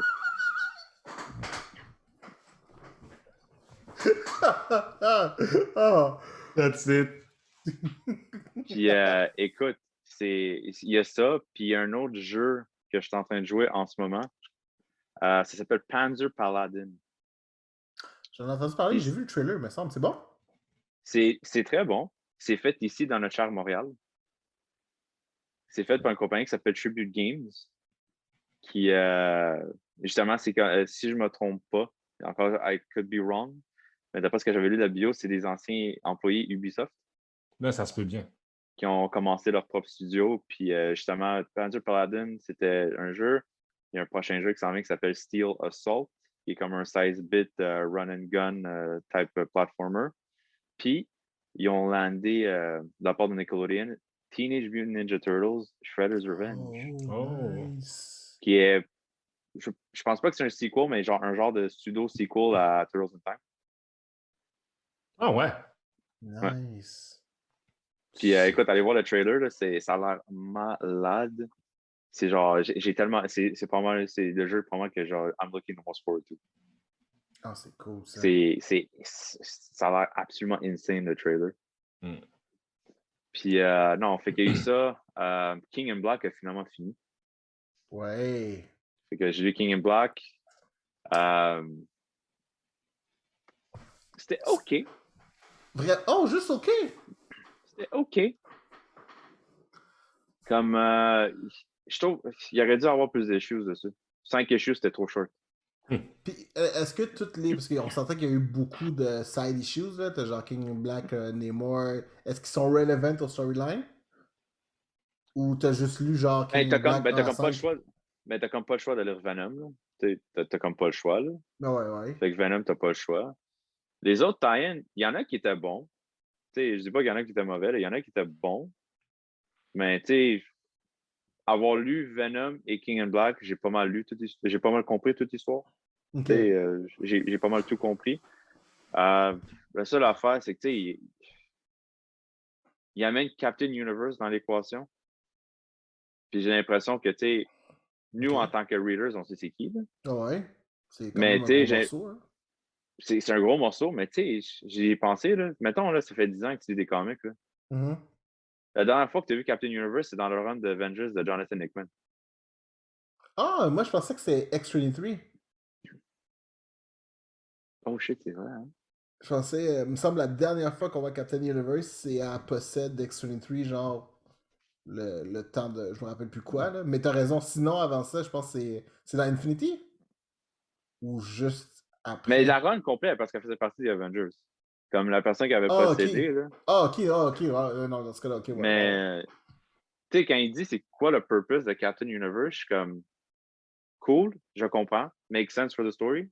Mais toutes les autres fois qu'il a possessé quelqu'un, comme ça ne marche pas trop avec son purpose. Comme son purpose unique, ça a l'air, c'était de justement tuer Null. Captain Universe, c'est ça son but ultime. Mais là, Ah. puis il dit, il essaie toujours de posséder quelqu'un qui va l'amener à ce but-là. Mais tu regardes les gens qui ont possédé, même dans Marvel Universe, en passé, man, it makes no sense. Non, ça, effectivement. Moi, je pensais que c'est genre Keep Balance. Il me Ah, semble. ben, c'est ça que ça semblait être. Puis là, ils sont allés C'est. même aussi loin que dire que c'est un symbiote aussi, là, dans un certain sens. Là. That's weird. Puis, je me dis dans ma tête, j'étais comme, yo, je sais pas, là, comme le scène avec Venom qui tue Null, tout ça, c'était cool. Là. Puis que là, lui, il est le King in Black, comme Oh, il a hérité le manteau. Mais je pense que l'affaire qui m'a plus excité dans l'event, sincèrement, c'est le fait que Flash Thompson est de retour. Flash Thompson is back Oh. en tant qu'anti-Venom. Ah, nice. Ça, c'est cool. Ça, c'est cool. J'avais aimé. Moi, j'aimais beaucoup Flash Thompson. Est-ce qu'il sait toujours pas hein, que c'est Peter Parker qui est Spider-Man, hein? Il doit le savoir, là. Non, Non, il sait non, pas. Il sait il pas. sait pas. Ça, c'est l'un des trucs qui est vraiment le best là-dedans. Parce qu'on s'entend, là, c'est son bully qui a été jeune. Après ça, genre, tu sais, il s'en va dans l'armée, il revient. Après ça, il y a la symbiote. Là, il y a des aventures avec Spider-Man. Spider-Man l'aime pas Parce parce que qu'il y a une symbiote. Eddie Brock le sait encore. Eddie Ouais, Brock, il ouais. sait. Ouais. Je sais pas, mais j'essaie de me rappeler parce que, Peter avait fait la chose que tout le monde a oublié son identity, là. Mhm. Puis j'essaie de me rappeler comment que Eddie a fait pour se rappeler que c'était lui. Je pense que la symbiote s'en rappelle. Lui, il s'en Ça... rappelait pas. La symbiote s'en rappelle. Puis quand il reprend la symbiote, il s'en rappelle. Ah, ok, Eddie, ouais. what have you done for me lately? Me semble que c'est ça, me semble. Puis, écoute, mais il y a ça. Puis, mais Flash Thompson, l'enfant qui est cool aussi, parce que lui et Peter sont des amis, là. Ouais, ouais, ouais. Sont des très bons amis dans le comic. C'est justement, on sait tous que Flash Thompson, c'est un gros Spider-Man nerd, là. Ouais. Comme c'est un massive Spider-Man nerd, mais le fait qu'il est rendu ami avec Peter sans savoir que c'était Spider-Man, ça parle beaucoup de son character development. Mm. De qu'il a overcome puis tout, là. Mais, anyway, n'importe qui n'a pas vu Flash Thompson en tant que Venom, là, juste son look est badass. Ouais, c'est vrai. Le look militaire, là, avec... Ah, Ouais, mais j'aime non. beaucoup. Moi, c'est ce que j'ai tiré de ça. Pour le reste, écoute, j'ai essayé de me rattraper sur Miles Morales, Spider-Man. Ça sent même pas pire. Là, il me reste encore une couple de comics, mais ça s'en vient. Avengers. Le Phoenix Saga est fini dans Avengers. Dude, man, On a un nouveau Phoenix. moi, je suis juste en train de regarder X-Men. Lui, il est là. Puis genre, j'ai lu ci, j'ai lu ça, j'ai fait ci, j'ai fait ça. Make it rain, those comics. Make Ouais, it vous, rain. vous êtes là, moi, il faudra que je parte de zéro. Fait que je suis dans la merde. Mais écoute, essentiellement, Avengers, Phoenix came to Earth. Il avait besoin d'un nouveau host. Il a choisi, je pense, environ 12 combattants. Combattants, je dis, parce qu'ils étaient pit un contre l'autre dans le White Hawk Room. Il y a Captain America, Black Panther, Namor, Wolverine était dedans, She-Hulk, Doctor Doom. Il y en avait plein. Essentiellement,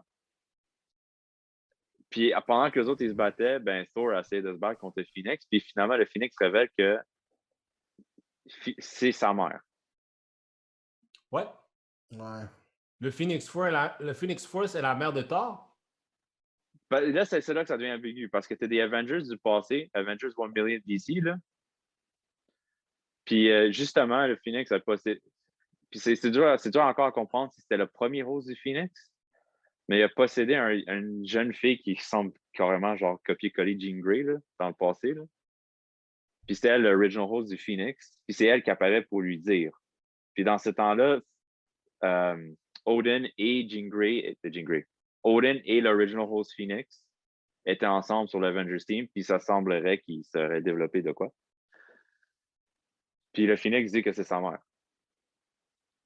OK. Fait que ça, c'est arrivé. Puis après quelques issues, on a finalement un nouveau Phoenix Host. Puis c'est quelqu'un qui s'était déjà fait knock out du tournoi, là, drôlement. Là. C'est Echo. Nice. C'est Echo qui est rendu le Phoenix Host. Parce que selon ce que Jean Grey a dit, le Phoenix ne cherche pas quelqu'un qui est fort. Il cherche quelqu'un qui a de l'émotion. OK. Puis là, il a essayé de trouver quelqu'un qui avait le contrôle de ses émotions. OK. Dont Echo, justement. In a sense, ouais, ça fait un save house. Ouais. OK. So Ça that fait happens. sens. Wow. Wow. Est-ce que, je sais qu'on n'aura peut-être pas le temps d'en parler, là, on va closer dans Parlons, mais je veux quand même qu'on en parle un peu. Falcon puis Winter Soldier, messieurs. Moi je suis... Très bon. Je ne suis pas capable de relate au villain. Oh, he's racist. He looks racist. But... Oh non, pas John Walker. Qui? L'autre. Power Broker? Non, la fille. Quand t'es ça, ouais. Non, Flag Smasher. Flag Smasher. Je suis pas capable de... Mais, pas que je suis pas capable de relate, mais genre, comme j'ai pas assez de background, là, savoir... Pour de vrai, tu sais, on s'entend que Flag Smasher dans les comics, c'était genre un Z-villain, même pas un B-villain. Ouais, non, je sais. C'était vraiment loin dans l'alphabet, là. Puis le fait qu'ils le mettent comme ça, avec le purpose, puis tu sais, le nom, on s'entend, ça pogne, là, Flag Smasher, One Country for All, t'es comme, ok, cool. Je trouve ça... Tu sais, c'est... Ce que j'aime là-dedans, c'est que c'est pas tant un combat de force, mais c'est un combat d'idéologie. Mm-hmm. Puis je pense que c'est vraiment là, tu sais, il joue vraiment beaucoup plus sur le combat d'idéologie représenté par des personnages forts, mais... Non, parce que t'as beaucoup d'idéologies tellement contradictoires entre Bucky, même entre Bucky puis Sam, entre John Walker puis Sam puis Bucky. T'as la situation même entre Sam Wilson puis justement la fille des Flag Smashers. T'as aussi la situation aussi de carrément le gouvernement américain contre Isaiah Bradley. T'as beaucoup de niveaux. Pour de vrai, c'est vraiment, vraiment très profond comme truc.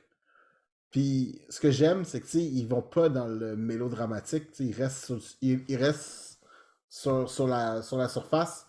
Puis genre, ils te laissent toi faire le chemin dans ta tête. Puis ça, je trouve ça genre, thank you for not taking me for an idiot. Je trouve ça vraiment bien. Mais ouais. Moi, tu vois, c'est surtout... Moi, j'ai beaucoup aimé le dernier épisode, le 5e, là. Ça, c'était vraiment... Il en reste un? Il y en reste juste un. Il en reste juste un? Oh, wow, shit, c'est fou, man. Ça, je comprends pas comment ils vont faire ça. Puis, ben, je pense que ça va continuer pour de vrai. Je pense qu'il y a... Tu sais, parce que techniquement, on s'entend, là, disons, on geek out, là. Tu sais, Zemo qui s'en va, genre, au raft. Tu sais, on s'entend qu'il va faire les Thunderbolts.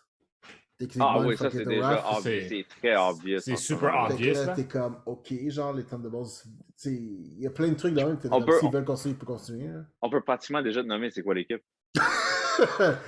Ouais, pour de vrai, on pourrait... Zemo, US Agent, qui est John Walker. Abomination, Ghost. Ghost, on sait pas si elle est bad encore. Parce que techniquement, à la fin de Ant-Man, Elle maîtrise son shit. Elle a aucune raison de devenir evil. Ah, mais ça va dans le raft quand même. Non, elle était quand même en prison, là. Oh, ah oui, il y a mettre au raft à la fin, tout ça, for real? Ah oui, ça, c'est Ouais, fini, man. Elle finit-tu vraiment au raft? Il me semble que oui. Donc, ouais. Il me semble que oui. Ils sont arrêtés, là. Il me Pas semble que... certain. Attends, on va voir, je vais regarder real quick, là. Je suis pas certain qu'elle finit au raft, moi. Ou si elle y va de façon volontaire, là. Mais je suis pas c'est sûr quoi, qu'il l'emprisonne puis il la dompe là. Tu peux aussi avoir, c'est quoi son nom, Iron Man 2, là? Whiplash. Ouais. Ouais. Il y a Trish Walker qui est dans le draft, mais ça, c'est plus Non, ça, c'est Netflix Time, non? Ça, Netflix. Mais est-ce qu'ils vont le ramener? Qui d'autre? Ben, ça se peut. Moi, je pense que Bucky risque de faire partie de l'équipe, là, dans le sens qu'il lead l'équipe. Ça se peut. Don't rule anything out, ça se peut. OK. Puis pour de vrai, j'ai adoré Zemo, man. Je pensais jamais root for a villain autant que ça de ma vie, là. Mais Zemo, j'étais vraiment très très down. Je le trouvais super drôle. Le voir danser, Mais mon il gars, est différent des comics. Mais il est juste différent des comics. Ben, sa face, c'est pas brûlé. Ben, déjà, c'est pas un nazi. Hein. Juste ça, déjà, ça joue beaucoup. Non, mais pour de vrai, ça joue beaucoup, là. Genre... Non, ben oui. Mais justement, son point d'idéologie, tu sais, comme il se venge de sa famille s'est fait tuer. Moi, c'est son truc quand il parle que l'autre, c'est une suprémaciste. J'ai trouvé ça comme... Oui, que Power, like, des super soldiers finissent toujours par des supremacistes. Ouais, ça, j'ai trouvé ça fort. Il commence à dire ça, ok. Mais il y a un point aussi, un peu, tu sais, comme on s'entend, la seule personne qui réussit à ça, c'est Steve Rogers. Ben, c'est le concept de Power Corrupt. Power Corrupt, ouais. Power Corrupt, c'est que c'est vraiment... je trouvais ça bien, genre... Puis c'est un petit peu ce qui est arrivé à Walker. Walker, genre, Power Corrupt. Exact. C'est un petit peu ce qui est arrivé, là. Tu sais, ça demande énormément de willpower pour faire ça, là. Mais pour de vrai, moi, les interactions, man... moi, tout le truc Isaiah Bradley, j'étais un fan fini, mon gars, man. J'étais comme, juste, bro. Parce que, tu sais... C'est drôle parce que j'avais la conversation avec du monde, puis le monde est comme, ah, tu sais, c'est du pendering, machin. Comme, nous, guys, le personnage est là depuis minimum 30 ans. Là. C'est ça, il existe. Presque 30 ans. Là. On n'a rien inventé pour la série. Là. Ce gars-là est legit. Personne parle de son... Puis, tu sais, personne mentionne que son grandson devient Patriot, là. Ouais, en plus. Tu sais, le truc est plus qu'établi. C'est juste que c'est le fun de le voir de l'avant puis représenter comme ça. T'as-tu remarqué quelque chose? J'ai remarqué quelque chose, man. Il y a quand même un setup pour un Young Avengers, hein, qui s'en vient. Ouais, il y a un setup qui s'en vient pour ça. Il y a un clair et net setup, man. On a eu de l'honneur dans WandaVision, Wiccan puis Speed. Là, on a justement le grandson de Bradley qui devient Patriot. Tu vas voir Kate Bishop dans Hawkeye. Ouais. Miss Marvel. Comme Miss Marvel. Mais je sais pas si ça va faire partie des Young Avengers pour de vrai. Je pense que oui. Je pense que ça va être dans... Ils vont être dans le même groupe d'âge. Il y a un très, très clair setup. Là. Mais est-ce que vous pensez que le leader de Young Avengers, ça va être Spider-Man? Non. Moi, je pense que ouais. En fait, you know what? Kang s'en vient, right? Ouais. Ce qui veut dire Iron Lad risque de revenir. Ouais, mais ça peut-être ça va être un petit peu compliqué. Parce que, oublie pas, Iron Lad, c'est Kang. Ouais, exact. J'ai hâte de voir comment ils vont faire ça. Ça peut être intéressant. On a Cassie Lang en plus aussi qui vient. Ouais, en plus. Là, ça risque d'être fort intéressant. J'ai hâte de voir ce que ça va donner, mais c'est sûr et certain, je pense qu'on va quand même... Bon, juste commenter sur les gens, là. Apparemment, pour certains d'entre vous, on est trop organisés. Non, je vais jurer les gens. Apparemment, on est trop organisés pour vous. On fait la mission, on fait de la production. Et là, on dit, non, mais vous êtes trop organisés. Écoutez, on va arrêter ça. Mais, malgré tout, je veux quand même je pense qu'on va quand même parler de season finale de Winter Soldier, de Falcon et Winter Soldier. Là. Ah oui, c'est ça vaut la peine d'être discuté. Moi, je suis vraiment... Moi, je suis un gros hack. Mais attends, moi, j'en reviens sur un point tantôt, là, quand tu disais qu'il était raciste, tu parlais de qui, là? Ah, John Walker? Non! Il y a rien. Comment? Non, ça, non. Mais par contre, l'affaire juste en passant, l'affaire qui m'énervait, c'est justement quand il disait ah ouais, I avenge your son, nanana. Yo, il n'y a même pas. Ah oui, j'ai tué la bonne personne. What a sack of shit, hein? C'est pour se faire. c'est lui-même, feel good about the kill. Il est C'est tellement... vraiment... Mais, dude, il y a un truc genre... Ok, là, je m'éloigne, là. Mais Ouais. Julien, tu vas remarquer, là, cet épisode-là, même la trame sonore, là, il y a des belles subtilités pour de vrai, là. J'avais jamais remarqué avant l'épisode 5 que techniquement, John Walker n'avait pas le theme song. Il faisait juste reprendre un petit peu le theme song de Civil War Captain America. Puis j'ai remarqué un truc. Vous le réécouterez, là. Tu sais, le montage où est-ce qu'il train, Ouais. où est-ce que Sam Wilson se train. La soundtrack change. C'est le theme de Captain America, mais les notes changent. Comme genre, les cordes deviennent de la guitare, du blues, les vents deviennent du sax. Ils ont comme bayou un petit peu le son, genre, c'est subtil, mais genre, tu sais, j'ai comme réécouté le truc 2 fois, là, pour être certain que genre, je racontais pas n'importe quoi. Je suis comme, oh shit!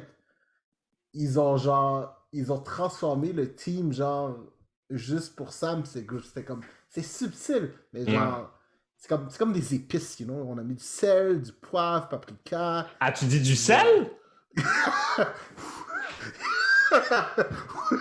Mais genre, d'où j'étais vraiment, genre, j'ai vraiment, je trouvais ça cool. C'est une petite subtilité de même, là, c'est mes oreilles captent. Ben, sérieusement, là, Marvel, là, ils ont fait deux coups de génie, une à la suite de l'autre, là. Hey, je pensais même pas que c'était un truc de Disney à la fin. J'étais comme, wow, c'est way too heavy pour être du Disney, ça. J'étais comme juste. C'était fort. C'était fort. Mais oui, on va probablement en reparler en détail. Également, Mortal Kombat s'en vient. C'est probablement qu'on va parler de ça aussi. Oh man, for real. Ça va être. Il paraît que les reviews internationales sont super bonnes, fait que j'ai hâte de le voir. J'ai vraiment hâte de le voir. Vraiment, vraiment hâte. Oh, faites-vous plaisir. Allez voir Nobody.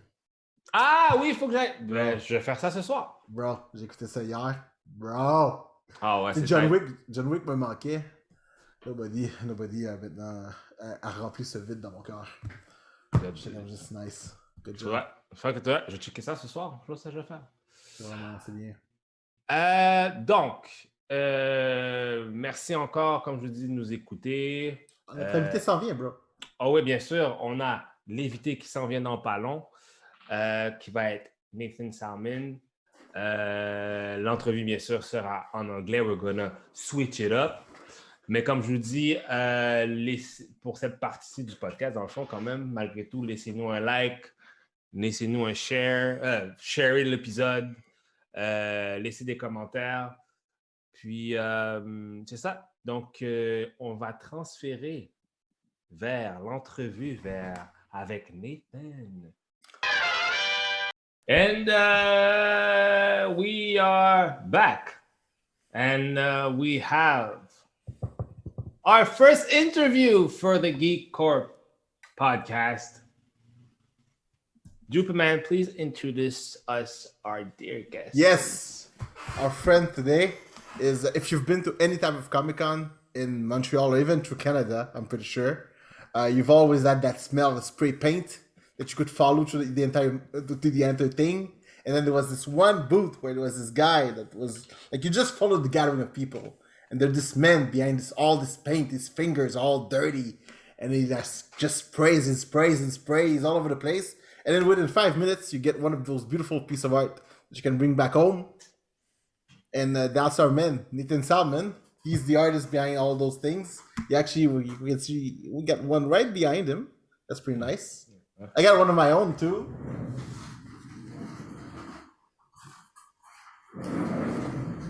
Oh, nice.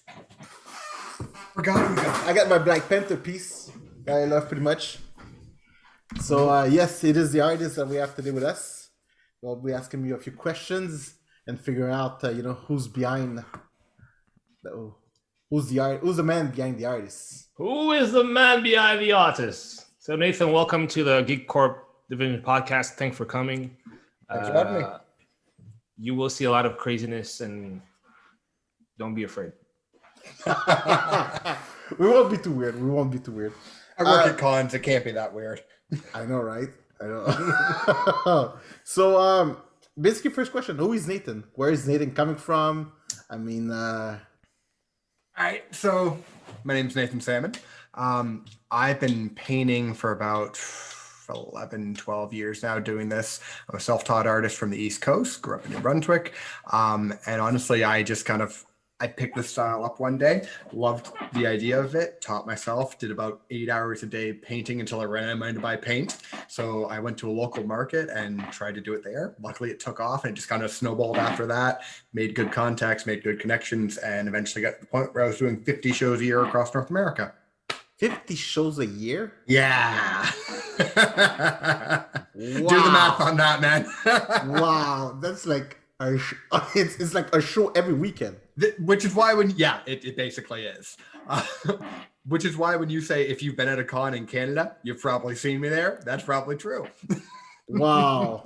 How many, why are there, because of course I don't go to that many cons myself, but why are there so many? Why 50? What's going on? Because each town has its own, right? Yeah, basically. But it's also a thing of you'll have events like I'm from the East Coast, and there's one big con here called Falcon in Halifax, which is amazing, and it draws in everyone from the Maritimes. But if you go to places like Ontario, you go to Barrie that has a little Comic-Con, it'll draw right around there, or you'll have Fan Expo that can draw a lot more, but there are people that don't want to put the expense in to go into that one, or don't want to go that far, or can't get the timing down. So you just have these ones that they'll even be overlapping weekends, and everyone has one they can go to, basically. There's enough of a population of geeks that there's something for everyone to go to at whatever level they want to. Interesting. That's always been my logic for it anyway. Huh. Interesting. And then you get more specific, your Comic-Con, Anime Con, Gaming Con, it just more niche markets. Yeah, that's true. You have Otaku in Montreal, so it gets more and more specific. How far is it further? Have you ever went to BC? The BC's the limit. I've done, it wasn't a con, but I've done the Calgary Stampede would probably be the farthest west I've gone. And the most consistent west I've gone is I used to do Winnipeg 4 times a year, and I drive everywhere, keep in mind. Oh, wow. Yeah, which is the reason why I've never done BC. Also, because there's not a lot of spray paint artists in Canada. There's very few of us that do it on a professional level. The only other guys I know that are close to my length of time doing it are in BC, and it's almost kind of like a I respect your territory thing there. Oh, wow. Oh, yeah, up to that point. Wow. It's a coast to There's coast a war. respect going on. There's a respect. I got the there. rest of Canada. You've got BC. It's That's pretty gangster, actually. That's how the blood and the Crips work. But being that, but you don't do cons in the States. You only do the Canada ones? I used to do cons in the States. Okay. It's basically because of certain stuff in the last couple of years, I didn't feel as comfortable doing some of the cons I did. Oh. So Understandable. Was it more of a before? Of course, we're currently in the pandemic, whatnot. But was it was more more of a political thing of it's up in the air on every time you go to the border on whether you're going to be allowed to go down and do a con or not, because there's no distinct visa for it. It was up to individual border guards. And when certain political powers got in power, it changed the likelihood of being accepted or rejected at that. And I didn't want to get myself into a con, get scheduled and set up, have all the stuff, and then be told no at the border. Oh, wow. Oh, shit. Yeah. Indeed. But yeah, I used to go right up and down the East Coast. Used to, as far west in the States as I went was Colorado was probably the farthest west I went. I never did San Diego Comic-Con because it was not freaking worth it. Oh, yeah, to that point. Wow. Yeah. I personally always want to go to San Diego Comic-Con. That'll be like a dream. Everybody wants to go to San Diego. I would love to go as an attendee. Yeah. For me, I would not want to go as a vendor. And part of the reason is, if any of you guys have seen me paint at a con, I paint everything fresh. I keep very few pre-made things with me, so I'm limited by time. So basically, there is only so much. If I am maxed out, like at Montreal Comic-Con or at Fan Expo, I won't stop painting the entire time I'm there, but there is a max amount that I can sell unless I have a bunch of pre-made stuff. And my art style is about asking for what you want and getting whatever you want made in front of you, which means pre-made stuff doesn't sell as quick, which means if I go to San Diego and the expense of getting there and the fee to be there, there's still a cap on what I could make. So it never made sense. And you wouldn't have a chance to see anything. No, no. Because you'll just be like, I have been all over Canada. I have seen so little of it because it's all just there, back, there, back, there, back. That's nice. So, I mean, with the pandemic going on, there's been like no con whatsoever. How have you been ending your time? So when it first happened, I was hoping it would come back, but I started live streaming my painting, and I started like just doing video recording. I was still able. I built up enough of a loyal audience in the time I painted that I was still taking commissions. I'm still taking commissions now, which is why my studio looks the way it does. But like all through last summer, I was painting the whole way through. Excuse me. And even now, like I did end up picking up a day job again for the first time in a long time, which was a hard thing to have to do. Wow. Just for like stability. So I'm like, okay, at this point, cons are not going to be coming back anytime soon. So got to have something stable, but I've still been basically consistent orders since the con shut down. So still painting the whole time.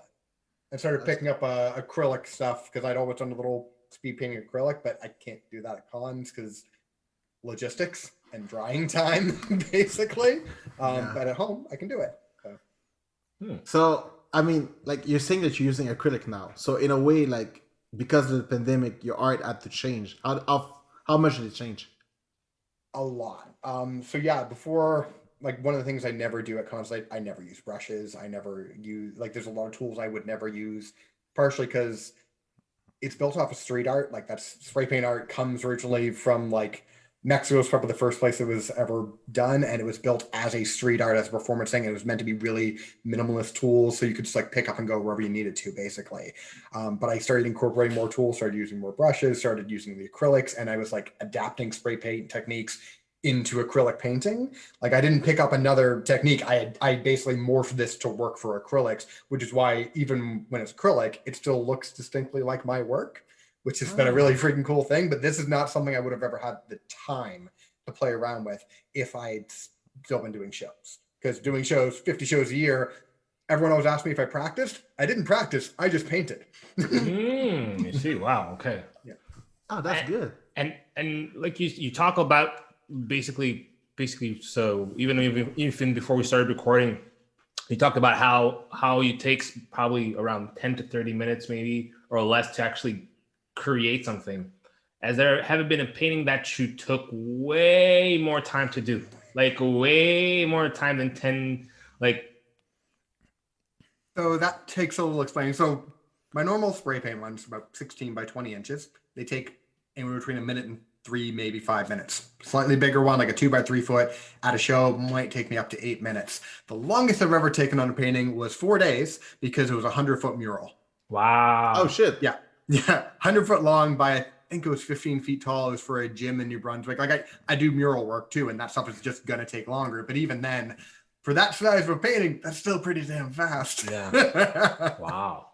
But yeah. And I mean, did you still use the stencils to do it, or was it like no, 100%? that was all hand done, because when I'm working on that big of a scale, I could use stencils, but it makes more, because like I don't need a stencil for something. Usually I do it for speed purposes, basically at the shows, or to make sure everything is clean.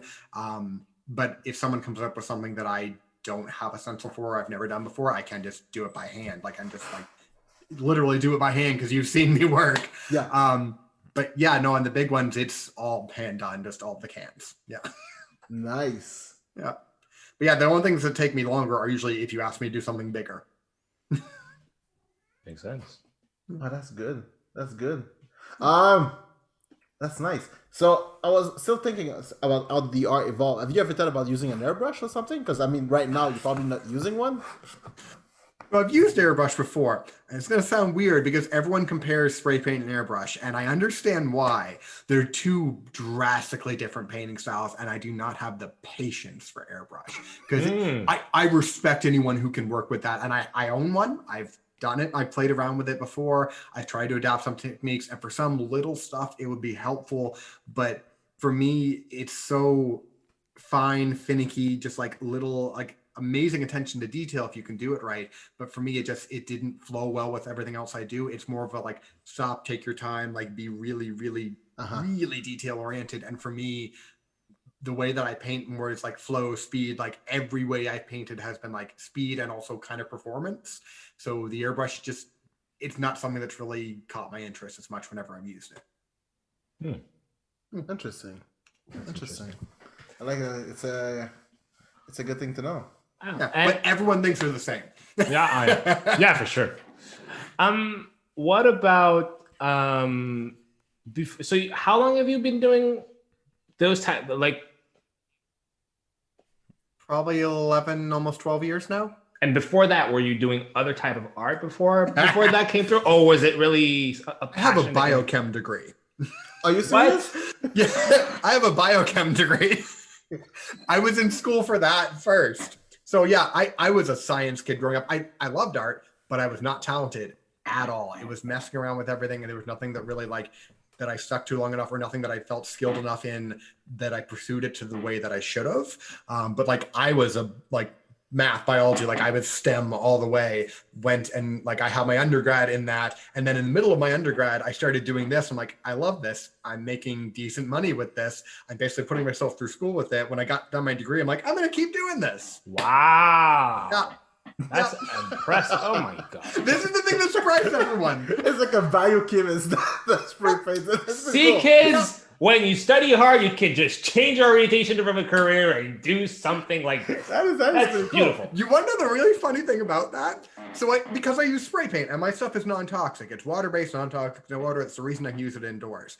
But every single show I have multiple people trying to be a mom, basically coming up and being like, you should be wearing a mask, you should be doing this, whatever. I'm like, I'm a biochemist. I researched my paint before I used it. I'm not an idiot. Voila. It is a cool line. I'm a biochemist. I know my shit. And the shock on everyone's face when I say that, because like they see an artist, and they do not expect that.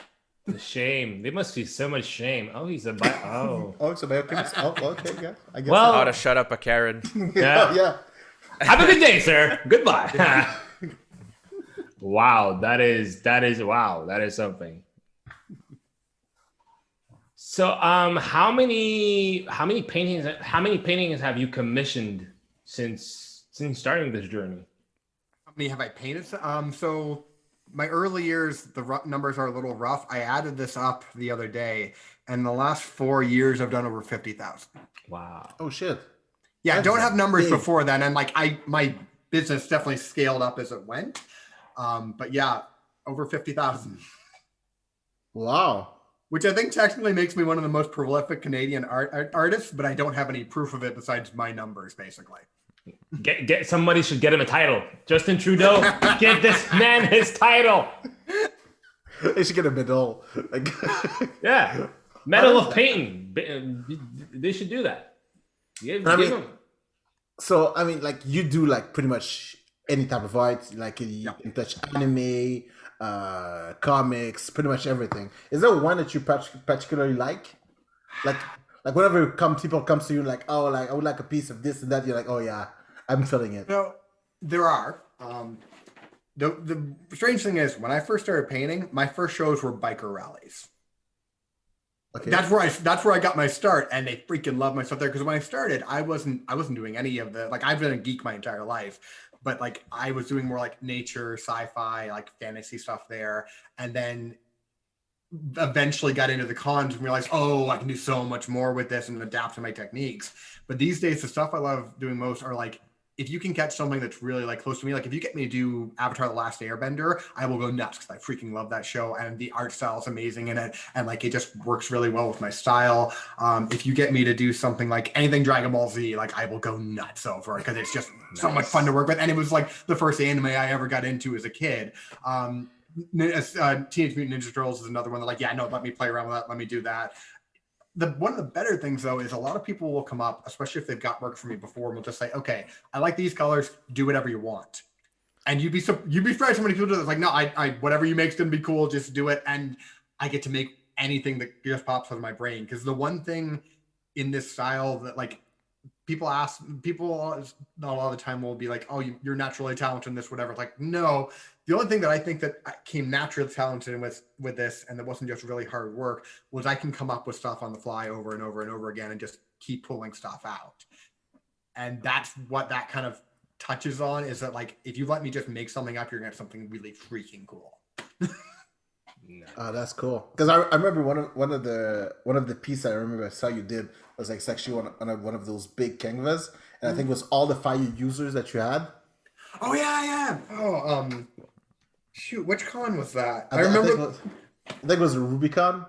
might be the Rubicon, or maybe the one before that. I don't remember. Yeah, I remember that, and it was really freaking cool. It's the thing, I've done so many of them, like, I can usually remember a specific painting like that, but there's so many in there that I just, like, I'm sure I did that.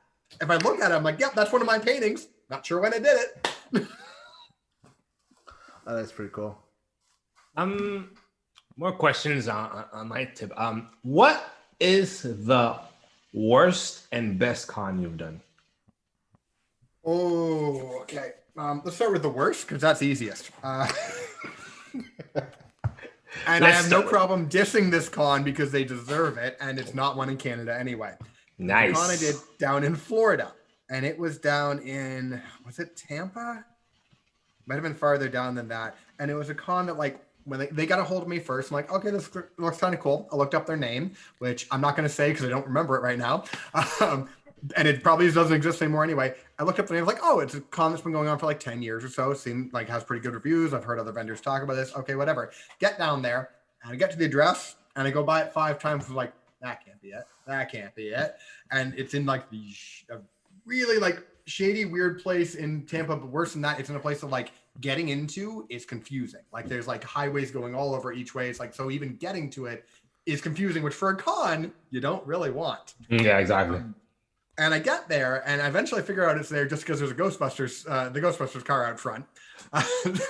So I go in, and it's the weirdest setup where you go in, and on the top floor is where they were going to have all their guests, and the bottom floor in the back is where they're going to have all their vendors, which is a red flag if you're keeping them separate.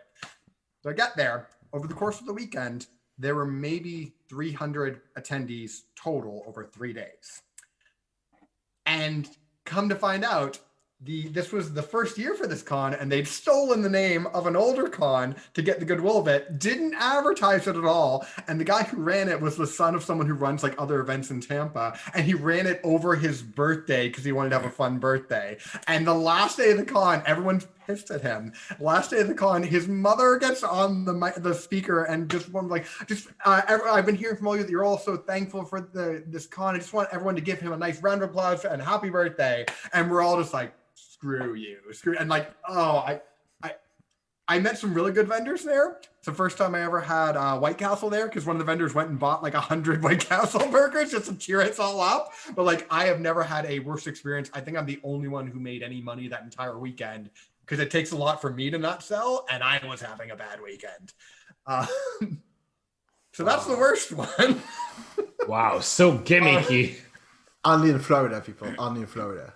The thing is, Florida is also where I've had some of my best events, but the thing in the US is there are more cons there than Canada, so you are more likely to get some really bad ones and some really good ones the same day. Makes sense. Best one would honestly be a hard choice because like I'm really partial to Falcon here on the East Coast because they have a unique community. It is the only con I've ever known that has a community that is fully active all year round. Like up until recently, they ran their own like social media page, and that page was like where every geek in the Maritimes congregated and like kept up with each other and like shared with each other all year. It wasn't just a thing that like picked up a week before the con and cut off a week after. Like all year, there's always something posted there. They're always doing something, and it's just a really welcoming. Like they were the first like really big con that I did too. It's like I've got good memories because of that, and they're still like I will sell more paintings there than Fan Expo, and I'm not slow at Fan Expo. Yeah, and every time I tell anyone not from the East Coast about this, they're all shocked. And then every vendor who does Falcon, they're like, yeah, it's freaking amazing. How have I never heard about this before? Wow. Oh, that's cool. But yeah, no, that kind of such like a unique vibe and feel to it. And it's just welcoming. And for me, it's home. So Nice. Can you not go at home? No, most definitely. MC Doom, do you have anything for our guests? Because we've been talking, me and Juppaman have been talking like two savages. Yeah, I mean, there's a lot of questions to ask, right? One I have to ask is like, out of all the art you've done, like, what's your favorite piece? and that's the toughest one. So the problem for me is I have a lot of paintings that I love, but because I work so quickly and because I do so many, my art also adapts and changes really quickly.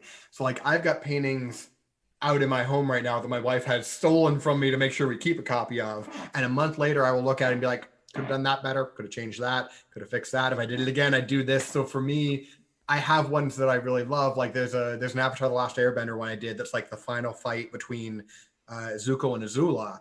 And that is probably still consistently one of my favorite pieces I've done. But even that, I'm like, if I did it again, I'd change this and alter this. And yeah, that's probably consistently my favorite though. Nice. You really like that show. Oh yeah. Oh man, yeah. Are you excited? I would argue the best, like one of the best cartoons. I won't get into the anime side of it because it's technically not anime, but like one of the best cartoons made. I mean, did you enjoy Legend of Korra? I did, and a lot of people shit on that, but like, it's not After the Last Airbender, but it's in that universe, and there was more of it, so I liked it. Yeah. And if they had known they were going to get 4 seasons when it started, I think it would have been better. Yeah. I think that's one of the inconsistency is the fact that like the storyline changed really quickly. And it makes it not as tight because like the first one, they knew what they were doing from the beginning, and the whole thing goes together well. And Korra feels like you're telling 3 different stories, basically. Yeah. Are you excited about the next adaptation? I don't know anymore. When they first announced it, I was, and then no. When they first announced it, I was hyped, and then when the original creators backed out of the project, I'm like, This doesn't feel like it's going well. And I remember, like, I have flashbacks to the M. Night Shyamalan one. Nightmares. They're not flashbacks. They're nightmares. Oh, it's like PTSD. Like, oh my word. How do you pronounce the main characters' names wrong when they were originally in the English? Like, it's not even like there's a translation problem there. You got the names wrong. Like, you had everything at your fingertips. You still fucked up. Oh my God. It felt like you had to have watched this show to be able to make this movie, but it feels like you watched this show on so many drugs. That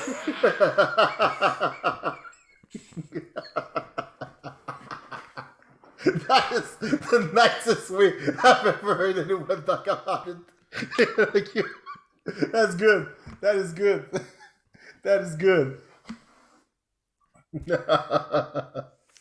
Yeah, Avatar is probably one of my favorite things to paint, and that painting specifically is probably one of my favorite things I've done. But honestly, it changes really quickly. There's also a ton of Disney stuff I've done that I love because Disney's kind of near and dear to my heart, but I don't post that stuff.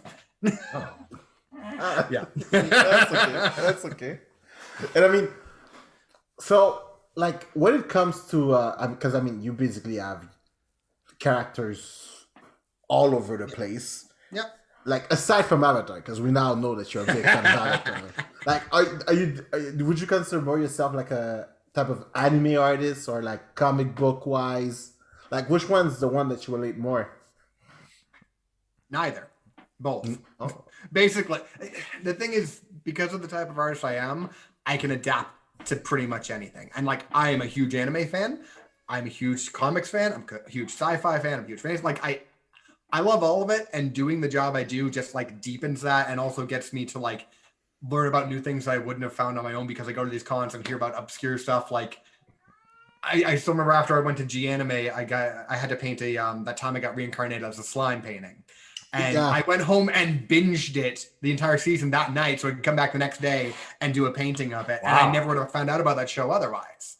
Like, so, and I can paint all of it pretty equally at this point too. So I don't even feel like I'm more talented in one than the other. It just depends on the con I go to. Cause like I said, I still paint at biker rallies. I still paint at food festivals. I still paint at concerts, and cons and anime cons are probably my biggest things I like doing the most, but I can still adapt to pretty much anywhere I go. Oh, you paint also at concerts? Yep. Oh, that's interesting. How? So basically, is it during a live performance? They're doing their thing, they're playing, and you're painting. It depends on the event. If it's like a smaller scale thing, like there are a couple blues festivals on the East Coast that I do, where like I will do a big painting of the of the stage and of the event as it's happening, or I will go to an event and just like be painting as the music's going on because it's a really kind of cool thing to do. Like there's a lot of there's a festival called Evolve here that, to simplify it, it's basically a hippie festival. So I can go there while everyone's doing a lot of things and paint some really cool stuff for them, and they really enjoy it. But yeah, like I said, Nathan, are you saying they're doing a lot of acid? To put it mildly, yeah. Okay, that's good. He didn't specify the drug. It might just come from the ground. You don't know. Yeah. Hey, you never know. I don't know you guys' target audience, so. Kids, don't do drugs. Well, listen, if you want to know, The drug if you is wanna know whatever what our target drug audi- sponsors the podcast. That's good. Hey, If you want to know what our target audience is, we appear under hentai searches on YouTube. So just to let you know. Hey, I can It adapt happens. what I do. Painted That is that true. before. For real? Yeah. Somebody asked you that? Oh, that's Yeah. cool. Man, the amount of nudes I have been asked to paint, I'm like, I will not do these at cons because these are like family-friendly events. Oh, But I'm not going to say no either. what? Do you get asked? So that you get asked out a lot? Yep. Oh, the most fun one was I was at a biker rally and a really drunk couple comes up to me, this really big muscular biker guy and his girl, and like, I want you to paint my girl's tits. And I'm like, I don't know whether to say yes or no in this situation. What is not going to get me punched? Wow. But yeah, no, it's a thing. Like, other than that one time, it's a thing that happens because, you know, it's still art and that's what people want. Like, honestly, as an artist, unless you're getting me to paint something offensive or something that like really goes against my own morals, I'm not going to say no. Wow. Makes sense. Yeah. Damn. In Unexpected, terms but of, makes sense. No. Yeah, Like, no. I would like to draw. I like to see her tits on my wall all the time. It's like it's one of those weird requests where you're like, oh, okay, but It's yeah, like, that's good. are you paying me for this? Do you guys remember the Batman dick thing that happened? Yes. Yes. Yeah. So I had to paint that. Yeah. So basically the way I did it was basically Batman standing on top of a building and the bat light going out, except it's a penis. Wow. Shit. Okay, that's cool. I gotta be Dope. honest. If you're willing to pay for that, You'd That's be cool. You're surprised. dope. You'd be surprised how many people ask me to paint stuff just trying to like fuck with me, just trying to get something that either I can't do or that's really dumb, and then I make it look cool and they end up loving it and buying it anyway. Wow. Now that's dope. Yeah. Wow. that's cool. I mean, honestly, that's ballsy, but I still respect that. I respect that. I totally respect that. So you've mentioned that sometimes it happens that you discover new stuff through the special requests that you get. Aside from slime, what are the things that you really enjoyed afterwards that you discovered through one of those special requests? So Fairy Tale was one of them, which is weird because I got asked to do it, and then I'm like, okay, so explain the anime to me so I can kind of paint a little better because I don't know it.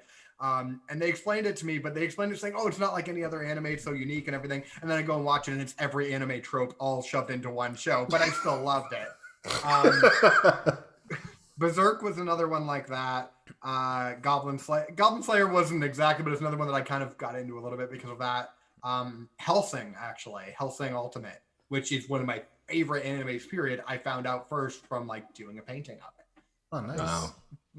Yeah, there's been quite it happens more with animes than anything else because like comics, I grew up more in that. Yeah. And anime was more of a thing that like I enjoyed, but I enjoyed it the same way that like a lot of like North American people probably did. That like I was intro to like Dragon Ball Z, Sailor Moon, Pokemon, like the more mainstream stuff. But Yeah, and let's be honest, animes can go all over the place. oh yeah, All over the place. And you're like, for example, the slime, I wasn't, like when the slime first came out, I looked at it and I was like, nah, I'm not watching that. It's a slime bouncing around. Like, yeah. It I looks freaking am weird. not wasting my time on this show. And now I'm actually watching it. I'm like up to date because my wife got into it. And I was like, wait, what you watching? Oh, it's something like about a slime. I'm like, wait, are you saying about that time I got reincarnated into a slime? The freaking name.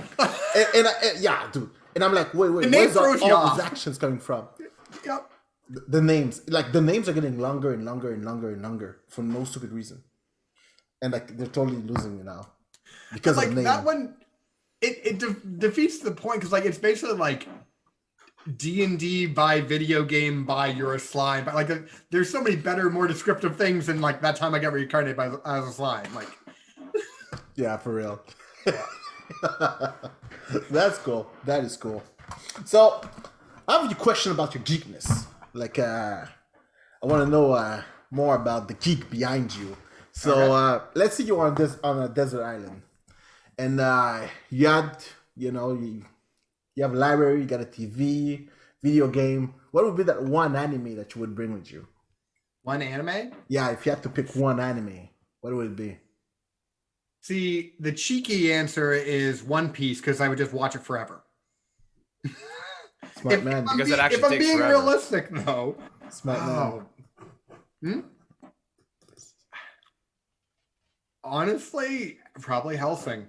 Just because it's weird as hell, and it's not for a lot of people. But I love it. The style's amazing.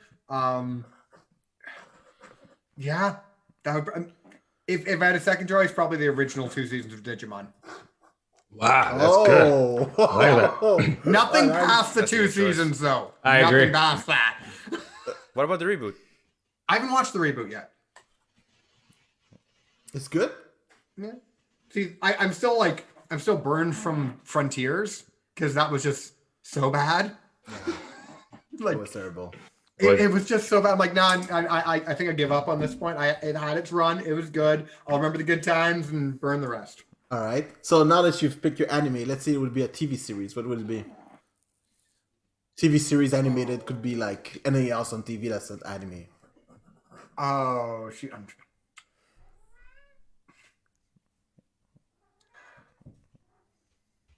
I am going to have a hard time answering that.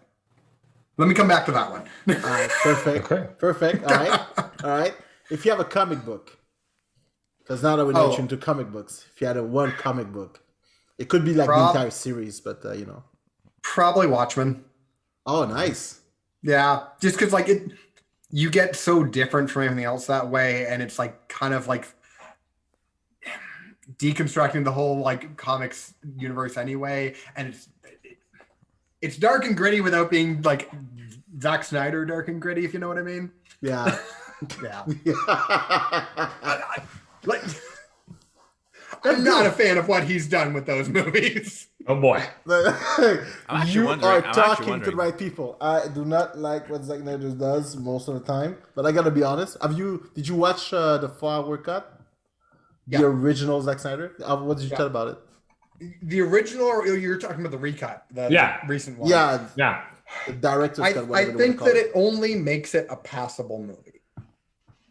I think it's not bad, but it's not right. fantastic. Like people are heralding this as if it's like the second coming of Christ, when like the original one was just so shit. Yeah, that the new bar is one very seems yeah. way better by comparison. Yeah, the bar was Wait, super we're low. talking about Justice League, right? Yeah. Also, they Okay. still make Flash kind of a creep in that one scene where he like touches Iris's face, when realistically she would not feel that, and if she did, it would feel like a punch. But my thing about Zack Snyder is like the shorter synopsis of the movie, the better the movie gets. So he has a hard time handling complex storylines. Yeah. That's my feeling on it. But so, If it was only for the slow motions, if it would get rid of maybe it would half save of 35 them. It would save It's 35 like, minutes. of I the don't movie, have any but problem with him as I like with his other films. Like 300 for what it was is amazing. I Yeah. love that film. Short if I remember storyline. right, he did the Watchmen film too, right? Yeah. Yes, correct. And I'm a weird fan that I really like that film. It got, if I remember right, it got panned from critics, but I really enjoy that film. I think it's a really good take on the Watchmen. I think it like brought it to a lot of people who didn't know about a really good comic series or a really good like comic book that they should have. But I think he does not understand any of the DC characters in their like at their cores. He definitely doesn't understand Superman. No, he has a very much of a Jesus complex when it comes to Superman for some odd reason. Well, I mean, Superman's always kind of been written as a Jesus character, especially when you go into like the Doomsday stuff and the death and the rebirth and everything. Like that's there, but there's no symbolism with him. It's literally just if he said I am Jesus, then it wouldn't be any more subtle. Like like any less subtle. But Nathan, did you see the series, the HBO series of Watchmen? No, I need to watch that. You need to watch it, Sorry, dude. It is quite good, honestly. I It is keep pretty falling good. behind on random things. I'm like, I'm a huge fan of this. I don't know why I haven't seen this yet. You No, should. it's dope. It's dope. It's really, really good. Really, really good. And let's say, for example, you have 3 movies that you could bring on you. One of them have to be a superhero. The 2 others can be whatever you want. Okay. if one has to be a superhero movie, I'm just picking this off the top of my head, but probably Age of Ultron. Nice. And most people will shit on me for that, but I would argue that's probably of Avengers movies, like of the whole team, that's probably the best Avengers movie. Really? And okay, hear me out on this. Oh, I love Endgame and Infinity War. I do. But the most of the reason why they are as good as they are is because they are a culmination of everything that came before them. They're like the final climax of the entire thing. And there's a lot of stuff they threw in there for huge comic fans to be like, they finally see this. You find like seeing Cap get Mjolnir is one of the like best moments in any of those movies. Like, but that's there because like it's built up over this time. But I have not rewatched either of those movies since watching them 5 times in theaters. But Ultron, I think, just holds up as such a good movie for them on its own without really even needing much of the, like, it still had some, obviously, but like without needing the build up to be as good as it was. Yeah. If I'm going to rewatch a Marvel movie, that's probably the one I'm going to rewatch. As far as other movies, oh shoot. Can I include all 3 Lord of the Rings in one? Yeah, sure. I'm done with that. Okay, let's do that. And a really bad movie, but I would still put it in there, is Hitchhiker's Guide to the Galaxy. Because those books are like the core of my humor and like what made me fall in love with like that style of writing and that kind of geekiness. And the movie is terrible. It does not understand the books at all, but it's the only visual representation I have for it, and I love it for that. I love how you have a love-hate relationship with certain things. Oh yeah, it's fantastic. Like I love how much I hate you. It's one of the things. Like I don't know how many times I've watched that movie. It feels a little bit like The Room to me. Yeah. Like I will watch it knowing that like this is a terrible interpretation of a thing I love, but it's what I've got. Makes sense. Yeah, man. Makes a lot of sense. I am done with that. That is back to the TV series, probably Lucifer, and that's a real recent one. But like I come from a really heavy religious background, and kind of got out of that a little bit. And that series just like it ticks all my boxes basically. Yeah. Okay. That is good. And for the gamers out there, do you consider yourself a gamer? Oh yeah. Yeah. That one game. Binding of Isaac. I have no idea what that is. So it's a roguelike.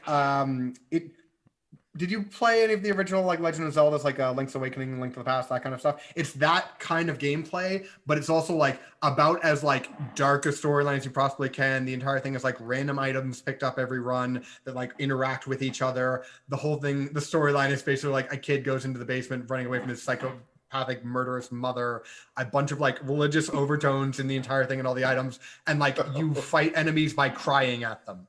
Wow. Like it's your tears, and then items modify your tears to be different. Like it is dark and kind of gruesome and kind of messed up, but the gameplay is so solid and addictive and like freaking hard. Like one of the first enemies you fight is the devil, and then the super devil, and then the mega devil. Like end bosses. Yeah, no, it's essentially it's this ridiculous thing, and like you can fight angels in it and then collect their wings. Like it's one of the weirdest. It's the same guy who made Super Meat Boy and I can't remember his other big thing, but like the guy's made a lot of like really addictive like games like that, and he just finished this one, and I have put thousands of hours into this because it's one of those things of like every run can be like you could lose in 5 minutes or you can have an hour-long run, and it's just like nope, one more, keep going. Nice. So it's an indie game. The whole game is essentially assume the fetal position. Yeah. Like you're not wrong. Shit. Oh, that is cool. That is a cool game. I love the concept. I'll be down to play that game. Crazy. Listen, Nathan, thank you for coming. What's going on? Jesus, Lord Christ. Oh, good. Calm down. Nathan, thanks a lot for coming by. Of course, during the podcast, we'll show some I'm saying it, but I'll show it at some point. I don't know when I'm saying it. At one point, we'll show some time lapse of your art so that people can enjoy it. Can you give us your social media where people can reach you if they want to buy your paintings? Yep. I'm on basically everywhere. I'm on YouTube, Facebook, Instagram, TikTok. It's all the same tag. SALMNAT. It'll show up as Nathan Salmon spray paint art. So easy to find. Awesome. Good. And I can't wait to get back to those Comic-Cons. Oh and, man, I miss it so much. We'll get a chance to see each other again. Yeah, like I said, the last one we had together, we were joking about, oh, there's not people here because coronavirus, and it was a joke still then. Yeah, right. Yeah. And then it all fell apart. Yeah, and it all closed down like the weekend before Toronto Comic Con, like the first big one of the year. So we're all just like, why? Yeah. I'm so sad because this year was supposed to be my first time at Alcon. And then everything happened. So I'm like, oh man. I guess. Yeah, no, thanks for having me. Honestly, it was a lot of fun. So Hey, thanks for coming by. So this was episode number 5? Yes, 5. No, 6. 6? 6. Oh, okay. Free 6 Malone. then. Sorry about that. 6. The Geek Corp Division podcast. And we're out. Bye.